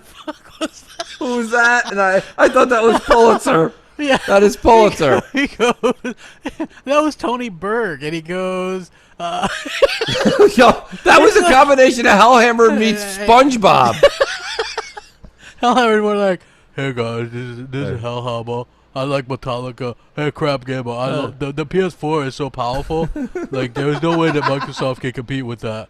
PS4, it's really powerful. So yes, you know. And then, but his dealer was pretty good. His dealer was great. I almost want to hear that again. That was great. Did you hear him? He said He did sound like Hellhammer, but mixed with a little SpongeBob. I was expecting him to be like Patrick. So I didn't know. Hey, you know what? They still haven't solved that voiceover strike, man. I think we could get involved in that. You know, you do a pretty good Starscream. We'll have to answer his question after this live call. M&C Mornings, what's up? Happy Father's Day. All right, thank you. Hey guys, this is Moonwalker925, otherwise known as Pancode. Hey, Mooch, Crap, and Jay. I have a question. We have talked in weeks past about trading in your existing unit for the X model, and I wanted to know how you guys respond to how sales might be that GameStop, I just checked a few moments ago, at most you will get $150 for a 2 terabyte Xbox One S, and if you have a Xbox One S that's 500 gigabytes, you get $100 on it, and if you have a OG Xbox One 500 gigabytes, you'll get $75. So therefore, what we thought was a few months ago a $200 proposition of trading in your unit net out the door is actually going to be a $400 proposition. In other words, $500 for the price of the X, and also less. The typical person has, let's say, an S that's 500 gigabyte. So Mooch, you especially, since you're big on the trade-ins, how do you respond to the fact that it's going to cost $400 on average for most people? That's right now, by launch in November, you may just get $75 for your Xbox One S. Anyway, your thoughts would be great, and hope you have a good Father's Day, all of you. Great question, and Yeah, I appreciate I appreciate somebody that actually did the math, and he did it right. But I will say this much: the only part where he's, I think, incorrect is he said, "Well, if you wait till the fall, your Xbox One S would drop to $75." If something that came out 3 years ago is going to be $75, your Xbox One S will not be $75 by the end of this year as traded. I do have to look at it though. But see, the thing is though, I was very clear when I said the Xbox One S is what you would get $175 or $200 for. You're not going to get $200 for the one you bought in 2013. That's completely, Microsoft doesn't even really acknowledge it anymore, right? So they're not going to give you $200 for that. But I have 2 Xbox One S's in my home. I'm definitely getting rid of one, if not both. I mean, I don't necessarily. You have to look. The Gears one, right? The Gears one's gone, folks. If anyone wants to collect, listen, it's in primo shape. The noises that come off of it, they bother me. They bother me to the point where I got to get rid of it. But yeah, if anybody wants that, let me know.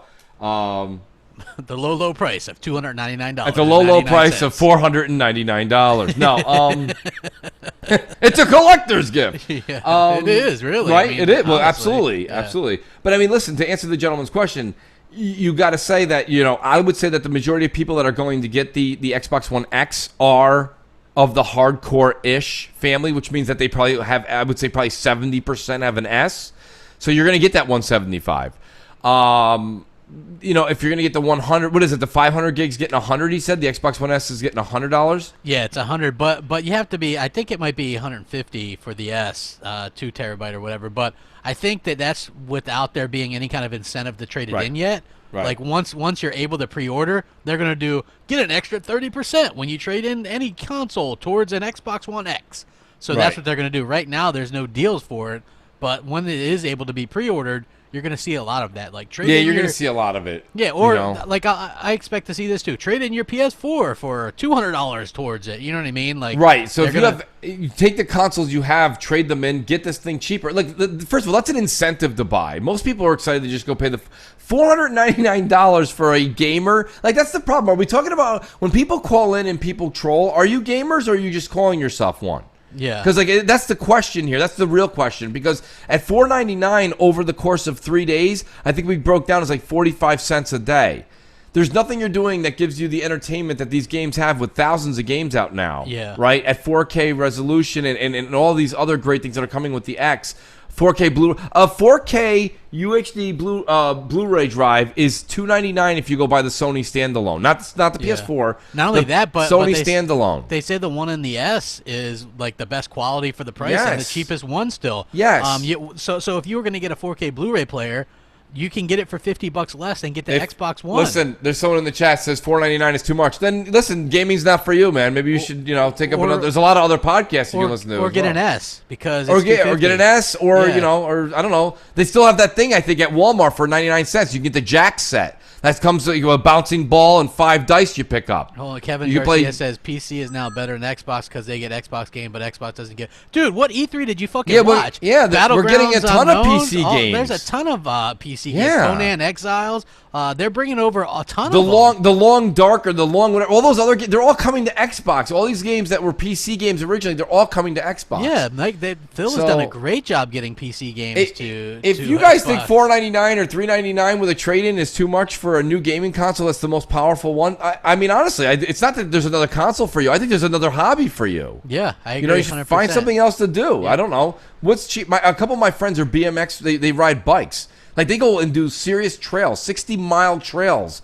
Like, on Wednesday nights, they're going.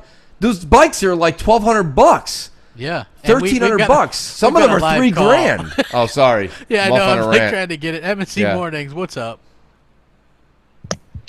Hey, Mooch and Crap. This is Robert from Ontario.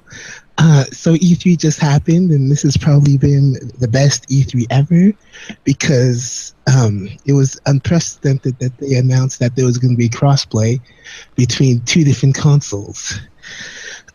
What third-party games are you excited for to be crossplay? This eventually goes further. Thanks and have a good one. Also, God damn it, Microsoft, bring Cortana to Canada. It's not that hard. That was awesome. Trust me, Cortana's not that great. Yeah, it's not. It's just not.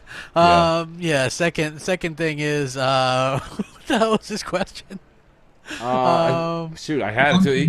The crossplay games. Yeah, you know what? Rocket League would be a good one. We were playing that this Friday. That's a lot of fun. Yeah. If She-Wolf would have picked the maps with the grass, would have been more fun. But. She-Wolf is anti-grass apparently, which was great. We went on a what is it? Is it a people? How do you say it? Is it meme? Meme? Yeah. Or a GIF? Whatever. I don't know. Whatever. Yeah. Meme are the joke things. The GIF are the moving. So ones. well, me and She-Wolf were going back and forth on the GIFs yesterday. It was hysterical. And honestly, like She-Wolf hates grass. This just in. News at 11. She just went. There it is. Mooch needs grass. Like, well, no, we were like, hey, well, let's play soccer cards. So she puts up like Tron maps. And then we're like, can you do one with grass? And she puts another Tron map up, and we're like, okay. And then in between those, we got like a desert map, which, by the way, Assassin's joke was funny. Yes, he was.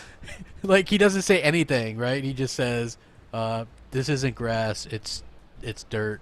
Yeah, it's dirt with a little follicle hanging out of it. Yeah, that's the joke. There's the joke. Assassin is great. By the way, anyone who watches Four Guys with Quarters and you listen to Assassin, you're like, oh, Assassin doesn't talk a lot. You got to understand, when he does talk, it's priceless. It is. He's pretty funny. That was a lot of fun playing with them. It was great. That was a great night. And the only thing that sucked about it was that we couldn't get more players involved. Yeah, because it's only 4-on-4. It's a tight knit group, and then you have that you just want to keep playing that game. The game is fun, but I think that's going to be the crossplay game that really puts things on the map, because now I'm gonna buy soccer cards for Switch.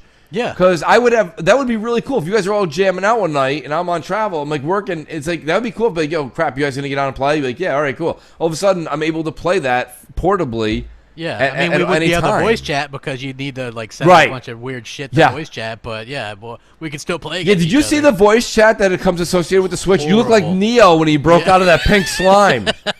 It's horrible, man. I thought PlayStation VR had a lot of hookups, but damn. Bad. Yeah. Wow. Yeah, by the way, like, so Mooch is like, hey, my brother picked up PlayStation VR. And I was like, dude, you're going to love it when you try it. Have you tried it yet? I have not tried it yet. I'm probably going to I'll probably try it tomorrow. Today or tomorrow, one or the other. And it literally, he said it's fun. He's enjoying it, so it's cool. I told you, man. He's like, man. Whoa, that shit happens, man. You put that thing on, and that's what I will say this much, though. I think you're right, Crap, with the experiences, and I think it's going to be fun. But again, I have to say, here you have people in the chat that are telling us, oh, my God, it's not like, it's $4.99. It's too much for an Xbox One X.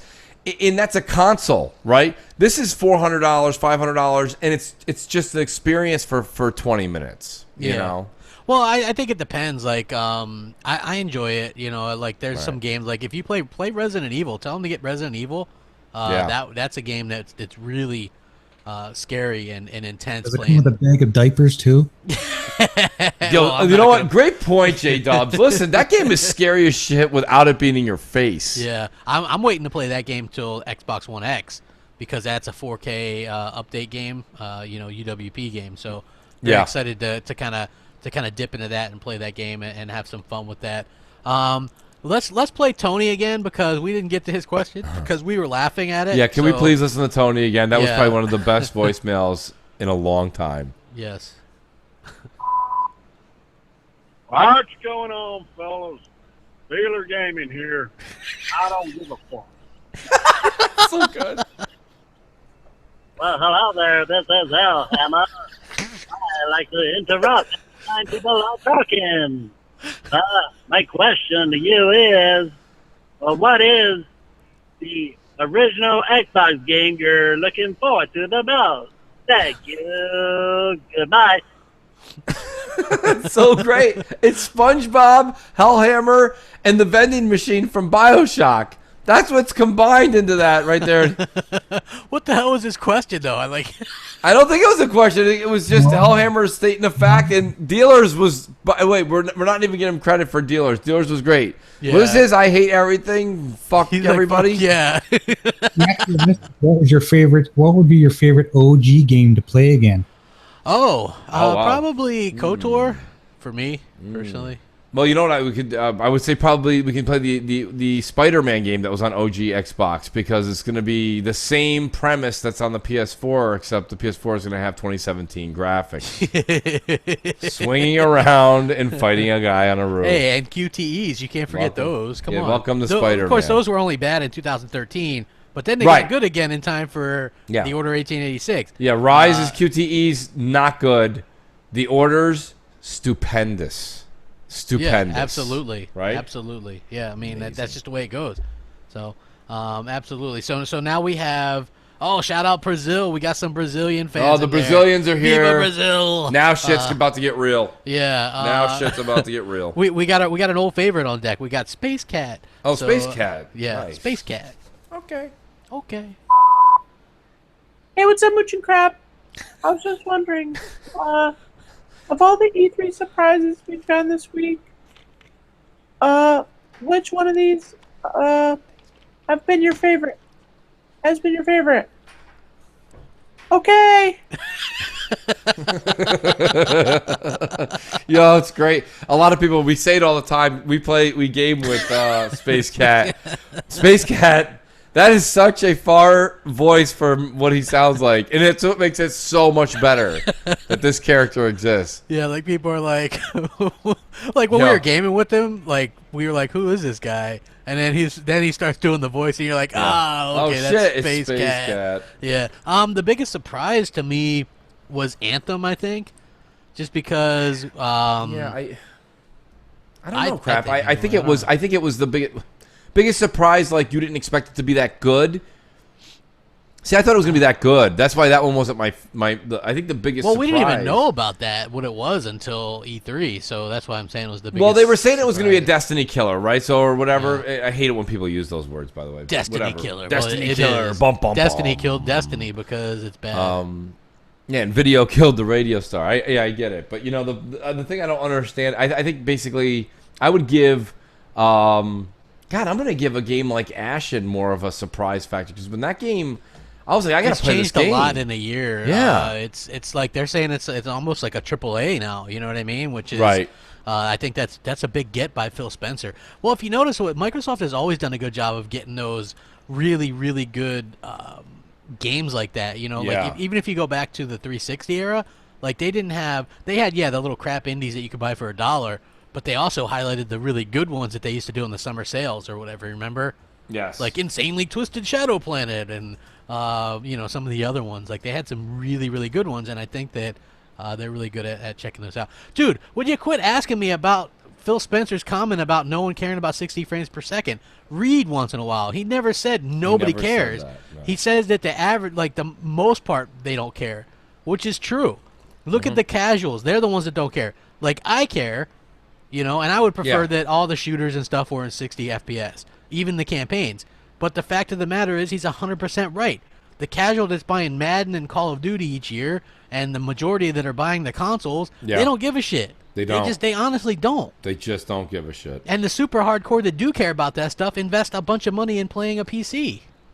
Yeah, that's good for them if they want to. But you're not getting the performance in that you're going to pay for the Xbox One X or even the Xbox One S.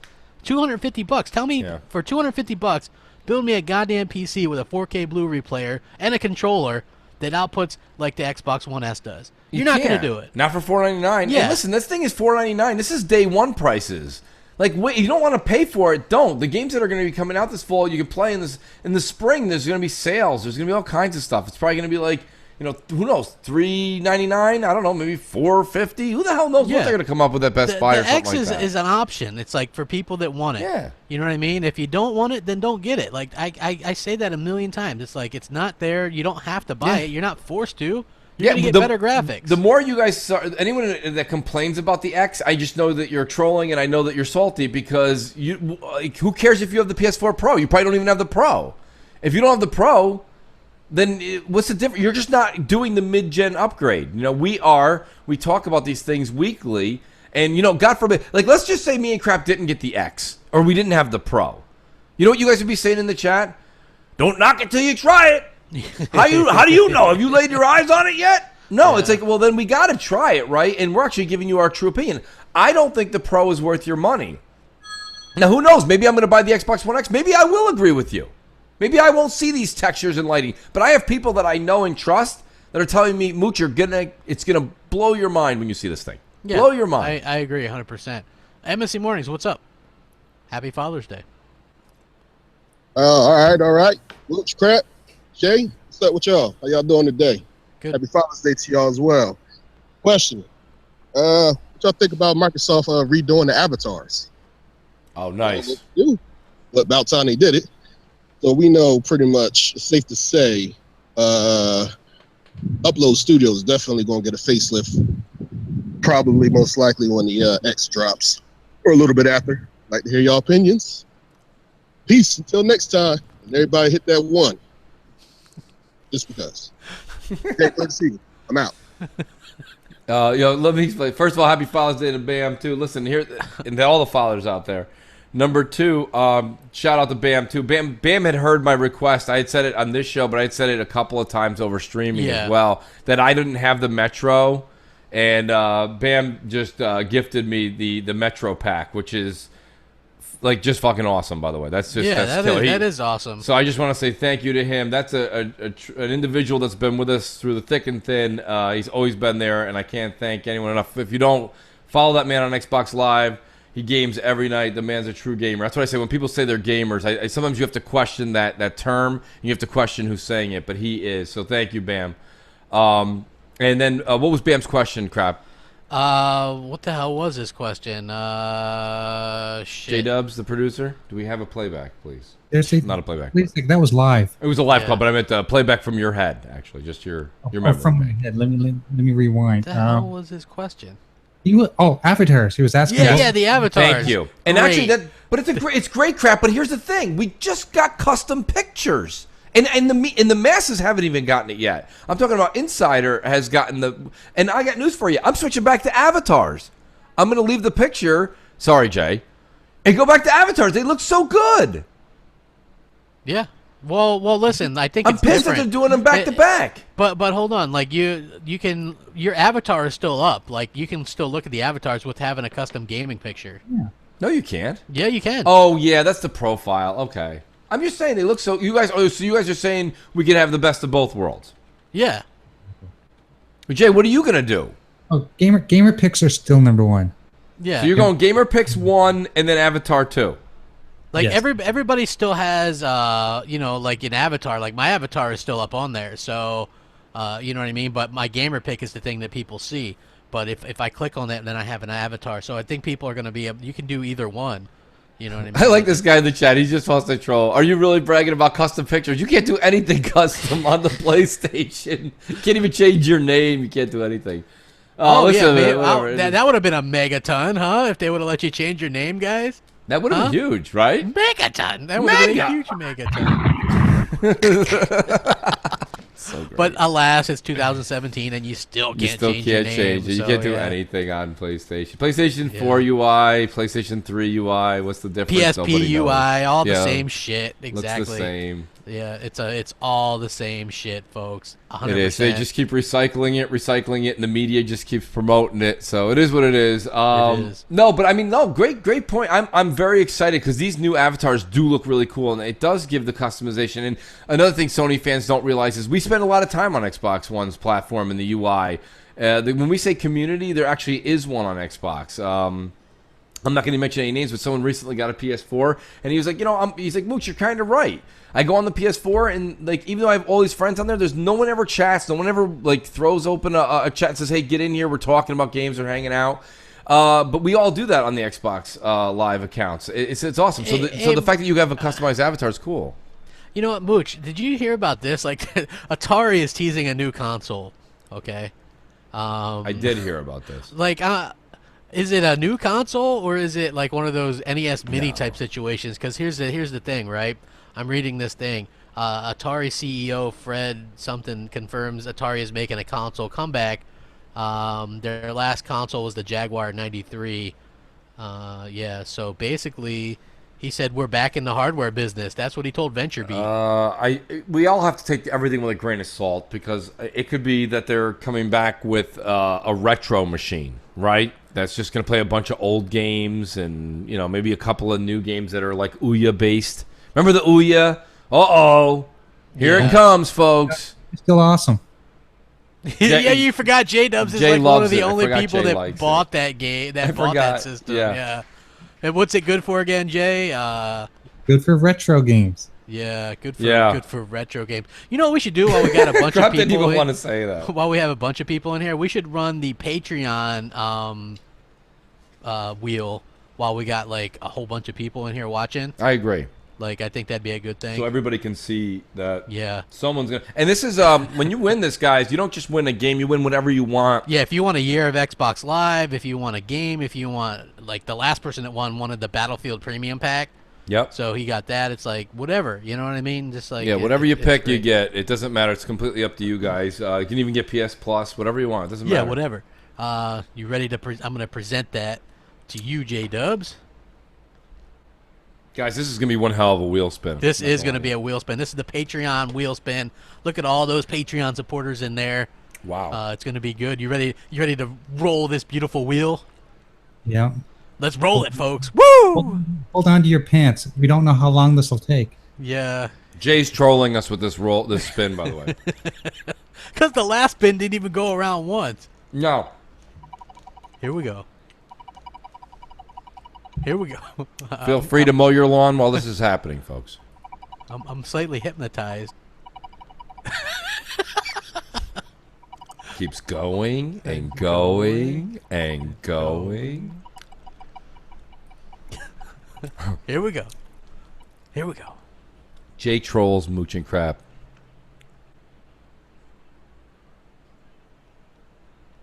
Oh, yeah. Lethal Papa. Lethal Papa, nice. Nice. Good to see someone new win something. That's cool.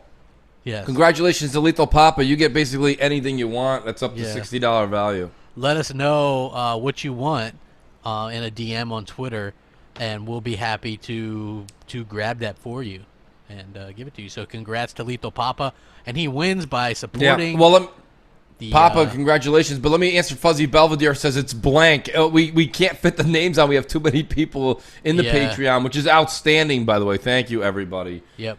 Please, there's too many. Yeah, That's please the do problem. join the Patreon. Join the family. You do get exclusive content. We do podcasts that you're going to get anywhere from 3 to 4 weeks ahead of anybody else, and then you get entered to win. You get entered to win. Hey, when you call in and leave voicemails, you get entered to win stuff each week as well. We're giving away Game Pass, a month of Xbox Game Pass as well here at the end of the show, so that's going to be cool. Since the Patreon list is getting bigger and bigger, and maybe the wheel's not going to be able to support it, we may have to look at a different way to do a draw. Maybe not using a wheel, maybe using something else, but I'll look into that. Yeah. If anyone has any ideas for a big contest that they know about, by all means, please do tweet it to me, J-Dubs, or Crap. DM us an idea. Yeah, slide up on those DMs. We love it. Yeah. Who do we got? I know we got some more voicemails, J-Dubs. Let's go ahead and rack them up. Congratulations again to Lethal Papa. Yes. We've got Lugo on deck. Lugo. I must break you. Oh, that's somebody else. Good morning, Captain Mooch. It's Lugo, One Real Gamer here again. First thing I want to say this morning, thank goodness for you guys. Man, I was having to deal with people tagging me on Facebook within 15 minutes saying that Sony's already run the conference. And this is over a freaking remaster of a remake of a game they did a few years ago. Couldn't believe it. About to lose it. Other than that, just wanted your thoughts on the marketing that Microsoft is using. You guys had brought it up, I think, a few weeks ago, how they had to find the right term to combat the dynamic 4K. And man, I think they found it with the true 4K. It's definitely making people salty because there's people been up in arms about them using that term. Even though it seems to encompass all the techniques that are used, whether it be checkerboarding, sparse, or what have you. Man, I like where they're going with the marketing. I like the idea of field true power. I think they're on the right track. What are you guys' thoughts on that? And thanks for putting on a great show. Yeah, I agree. I think it doesn't really matter what way they do it. It's always going to look better on the Xbox One. You know what I mean? Xbox One X, excuse me. Mm-hmm. But not only that, Blake, I think the Xbox One X also very conveniently and luckily gets rid of any resolution nonsense, even with the S or the base Xbox, because once that was announced, once that was announced, it totally killed off that narrative about resolution. You don't really see it much anymore. And even though the Xbox One is Xbox One X is going to be so much more powerful than the Pro, you're not going to see a whole bunch of people talking about resolution anymore. So it's just not going to happen. So do you want to chime in on that, or do you just agree? No, I think I hate to just be lackluster on that, but I mean you kind of that's what it is. What it is, crap. And I think Southbound said it best on Crossfire on Friday, that when this is all going to be a lot of hoopla and a lot of talk between now and December, but once we get to like next summer, next E3. This is not going to be an issue. It's just going to be this. These are the games. You're going to see more developers jumping on board with the Xbox One X, and that's just going to be the status quo. And then you're going to see Sony really try to accelerate themselves into getting a PS5 out, because they're not going to want to be talked about as not up with industry standard. 4K is going to be the industry standard. If it isn't already, it will be by next summer. Mm-hmm. You know what I'm saying? So it's not a matter anymore of can you will you do it? It's when the devs will all turn to 4K. Yeah, and well, it will be within 12 months. Look at Shadow of War. They're like, this thing's a beast. It's going to be the best version. You have EA. They're like, hey, this thing's exactly. a beast. You're going to have the best version. And I said that on Friday, crap. I'll say it again. When you're a dev, if Mooch and Crap are devs, right, and we're like, no, screw that. We'll just stick with checkerboard. If your other competitors are all going 4K, we have to eventually. We either have to step it up or we're out. They're going to be like, you guys are not keeping up. So these devs that are like, nah, we really don't want to put the extra work into 4K. Okay, buddy, whatever. We'll see either in 12 months it's shape up or ship out. Yeah, it's exactly. One or the other. 100%. J-Dubs, what do you got on deck? Oh, we got a live call on deck. Yes. MNC Mornings. What's up? Hey, what's up, Mooch and Crap? This is the Governor, a.k.a. Nice. Mr. Rock Shock Extraordinaire. Mr. I've been making Twitter fun and fucking entertaining. I've gotten so many friggin' memes about popcorn and eating popcorn. It's fucking hilarious this week. But I want to say happy Father's Day to everybody out there. Love the community. I love what you guys do. You guys are fantastic. And my one little rebuttal to, I guess, the frame per second thing is I agree with you. I think, what Phil's saying about frames per second is true. It's up to the developers and all that kind of stuff too. But I think it's important to make note that the One X is not for the casuals. He's come out and said that multiple times. The price point, he's even saying that. And I think for us, the hardcore, I think we should have all the bells and whistles and all that kind of stuff. What you guys thought on that? And I appreciate everything you guys do. You guys are awesome. And I will see you later. Yeah, GKB, Nice. happy Good Father's call. Day as well. Yes. I agree. You know what? Look, 60 is better than 30 on everything. I think that they should give us 60 whenever they can, as long as the hardware is capable of it. I'm just not. Maybe we'll start to see a little bit more of that with some of the other devs and stuff. I would like to see them push that over anything else. So I think again, it makes more sense. I'm not 100% sure that they'll do that.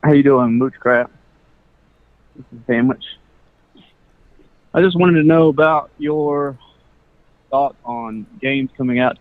How the PlayStation fanboys are going to just compare them to say, hey, we've got Uncharted. We've had that for years. And we've got Horizon Zero Dawn. We've had that now. And how they're going to compare our games coming out for Xbox to try to knock them down a level, saying that they've already had them and been playing them already. So I just want your thoughts on that and see what you guys thought about how they're going to react to seeing our new stuff coming out. All right, see you guys.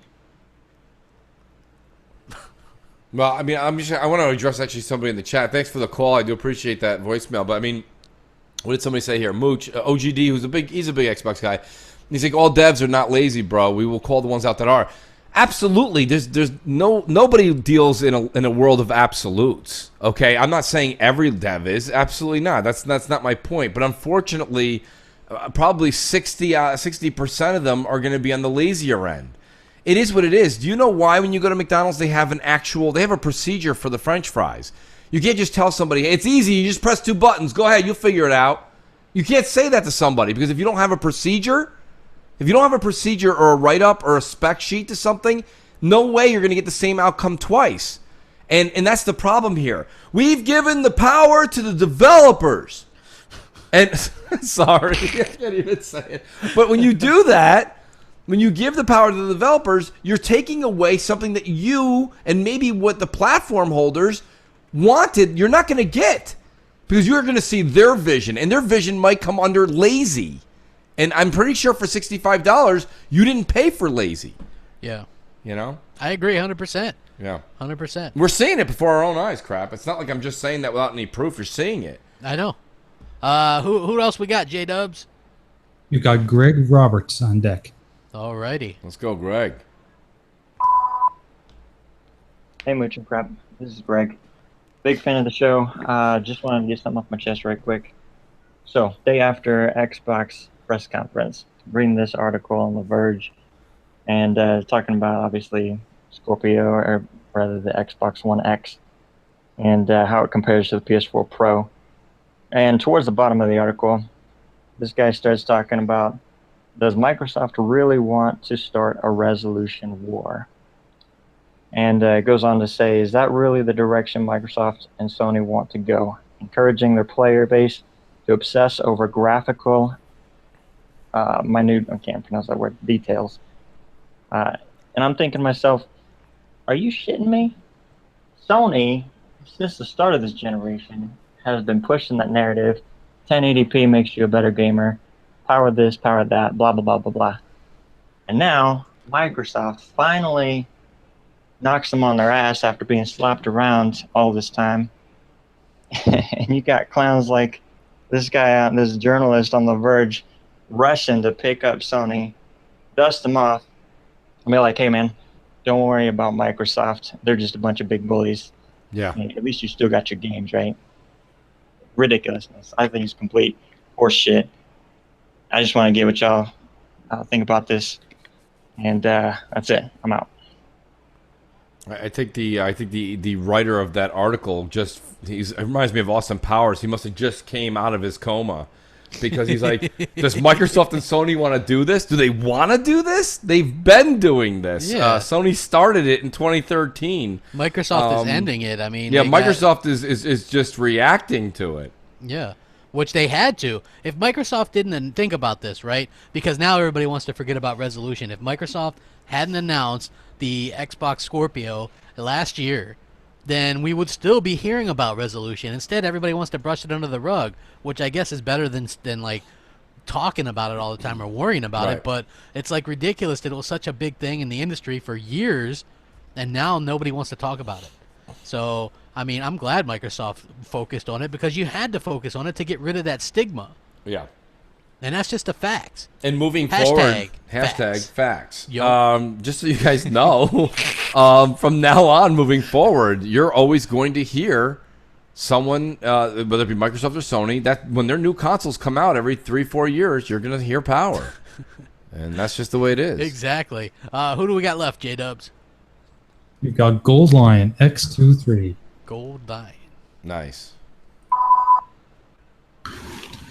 Mooch Crap, J-Dubs. Hey, look, this is Goal Line X23. I just want to say the Xbox One E3 was the best one they had in years. A lot of games, 42 games, 22 exclusives. But the main reason for calling is to tell my fellow Xbox heads, hey, look, go pick the X up, Xbox One X up. It's going to be light years beyond the Pro and the Xbox One S. Look, guys, keep up the good work. Thanks. Bye. Yeah, the X is going to be well above the Pro. I mean, that's not even a thing, to be honest with you. I think it's, I think pretty that's damn obvious. Yeah. That's actually very clear nowadays, and I mean, like I said, here's I think we said it really, really great on Crossfire Friday. Like, you don't have to go buy this. You don't want to buy it, don't buy. Like, even Phil saying, you don't want it, don't get it.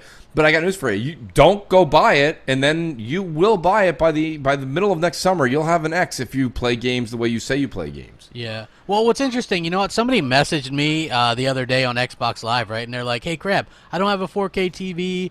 The S is a really good deal right now. Should I just wait to get the X or should I get the S?" I'm like, just buy the X. Buy the S, I mean.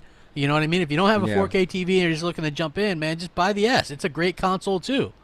You know? And that's just in my opinion, you know? Like, it's not for everybody. The X, obviously, like, you're not going to buy it for your kid.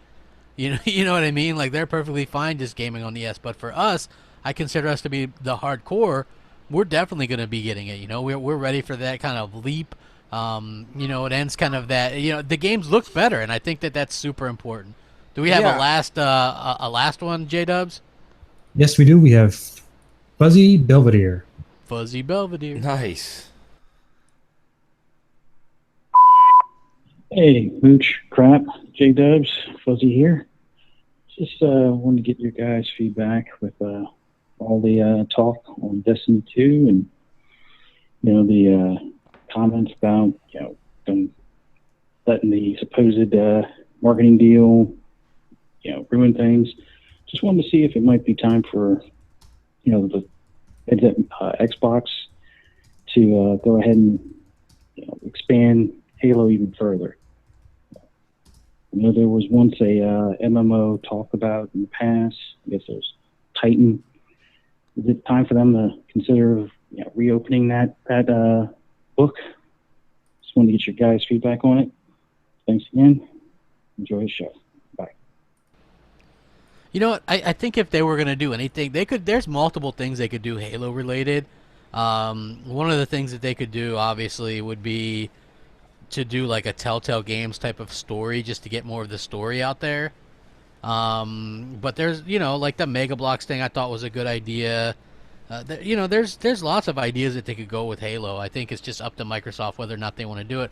Halo Wars, I think, is good, but again, I don't think that it's really a game that a lot of people are into. Like, RTSs on consoles aren't really a big thing. So, you know, I don't know. It's like you run that milk, non-milk thing, but it's like, you know, a lot of other companies do that. Look at all the games Mario's in. Right? He's like in a tennis game. He's in a golf game. He's in Smash Brothers. He's in a kart game. He's in, you know what I mean? So it's like, why is that okay, but not okay for like maybe Chief to be in like a more story-driven Telltale type game or something else? You know what I mean?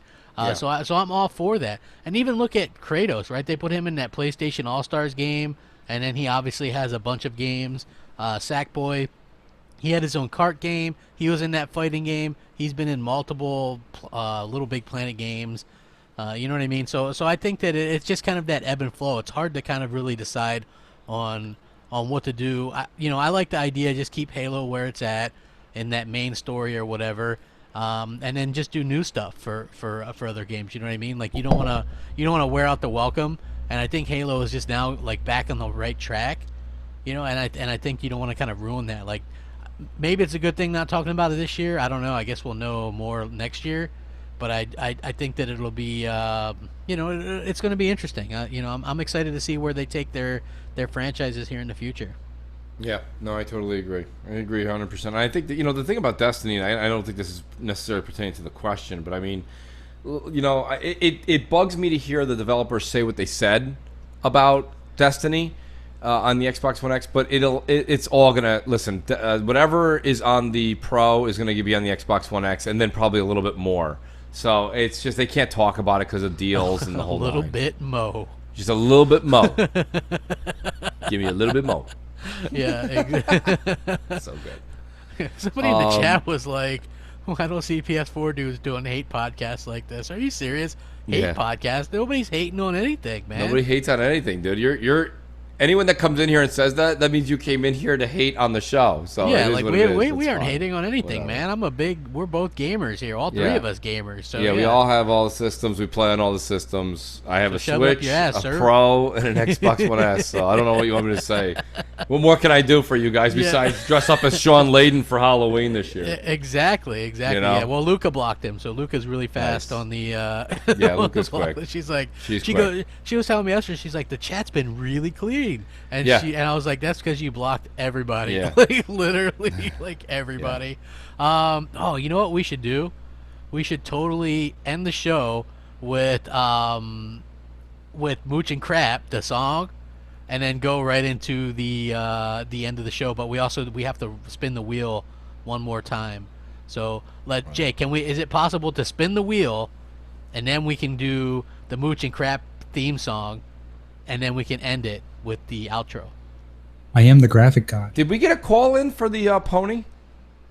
Nobody called in for the pony. Nobody called in for the pony because there's a gift for that. But, yeah, there was.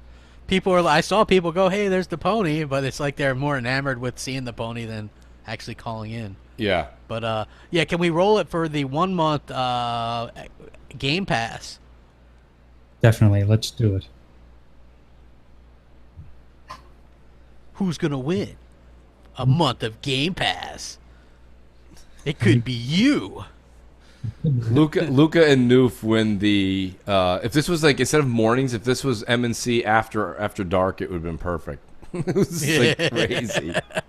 That's so funny. Okay, we get people calling now, but we're not answering at the time because we're going to be spinning the wheel. Sorry, Antonio Waters. Here we go. Spin that wheel. Spin that. This is gonna spin for a good long amount of time. This is for the voicemails, right, Crap? Yeah, this is the voicemails one. Here we go. Here we go. Hey now. Who's gonna win? Who? Hey now. Who's gonna win? Huh? Luca. Look at that thing on the spin. second floor. Wow. Yeah. That was a hell of a spin. Yeah. Luca. Well, yeah, she wins a month of Xbox Game Pass, which is currently pretty cool. That's access to over 100 games. Yeah, that's a cool thing, and actually, it would be cool to hear what Luca has to say about it. Yeah, I'm sure she's gonna be pretty happy about it. That's gonna be pretty damn awesome. Good job. That is Congrats. awesome. Congrats, Luca. They're rigged. Dude, you see the fucking thing, man. It just rolls around, man. It's it's a random app. I think it's, what is it, an iPhone app, Jay? No, it's a web app. Oh, okay, so it's a web app. So, nice. Guys, call in and leave voicemails. I mean, it's that easy to just grab. We only had 11, so you get a 1 in 11 shot of winning something, and we give something away every single week. We get this one here is a month of Game Pass. Sometimes we do a year of EA Access. Sometimes we do a year of Xbox Live. I mean, it's a crazy thing. We give codes to games. It's like you just got to call in, leave a question and a comment. Who knows? You also become part of the show when you do that. Look at Space Cat, Jam, Def Jam Bam. Like these guys became part of the show. Luca. So yeah, come in and bring a bit of personality into it and make yourself known. Yeah, exactly, 100%. And so congratulations to her, and you guys can call in for next week as well. And sign up for the Patreon. $1 a month gets you entered to win a game. And you have, like, I think even right now it's like a 1 in 64 chance to win or whatever. So those are incredibly good odds. Lethal Papa won this month. Last month, I believe Blunter Beetle won, and he was like, "Can you get me the battle pass for Battlefield 1? Sure, why not? You know what I mean? So that's how it all works out. J-Dub, you want to put it in studio, and then we can do the Mooch and Crap theme song and end the show? Definitely, let's do it. Thank you guys all for coming out. And hopefully you guys all have Father's Day. Today is the greatest day in the history of M&C mornings. Thank you. Happy Father's Day. Have a great day. Yeah, enjoy your Sunday. Enjoy. Peace.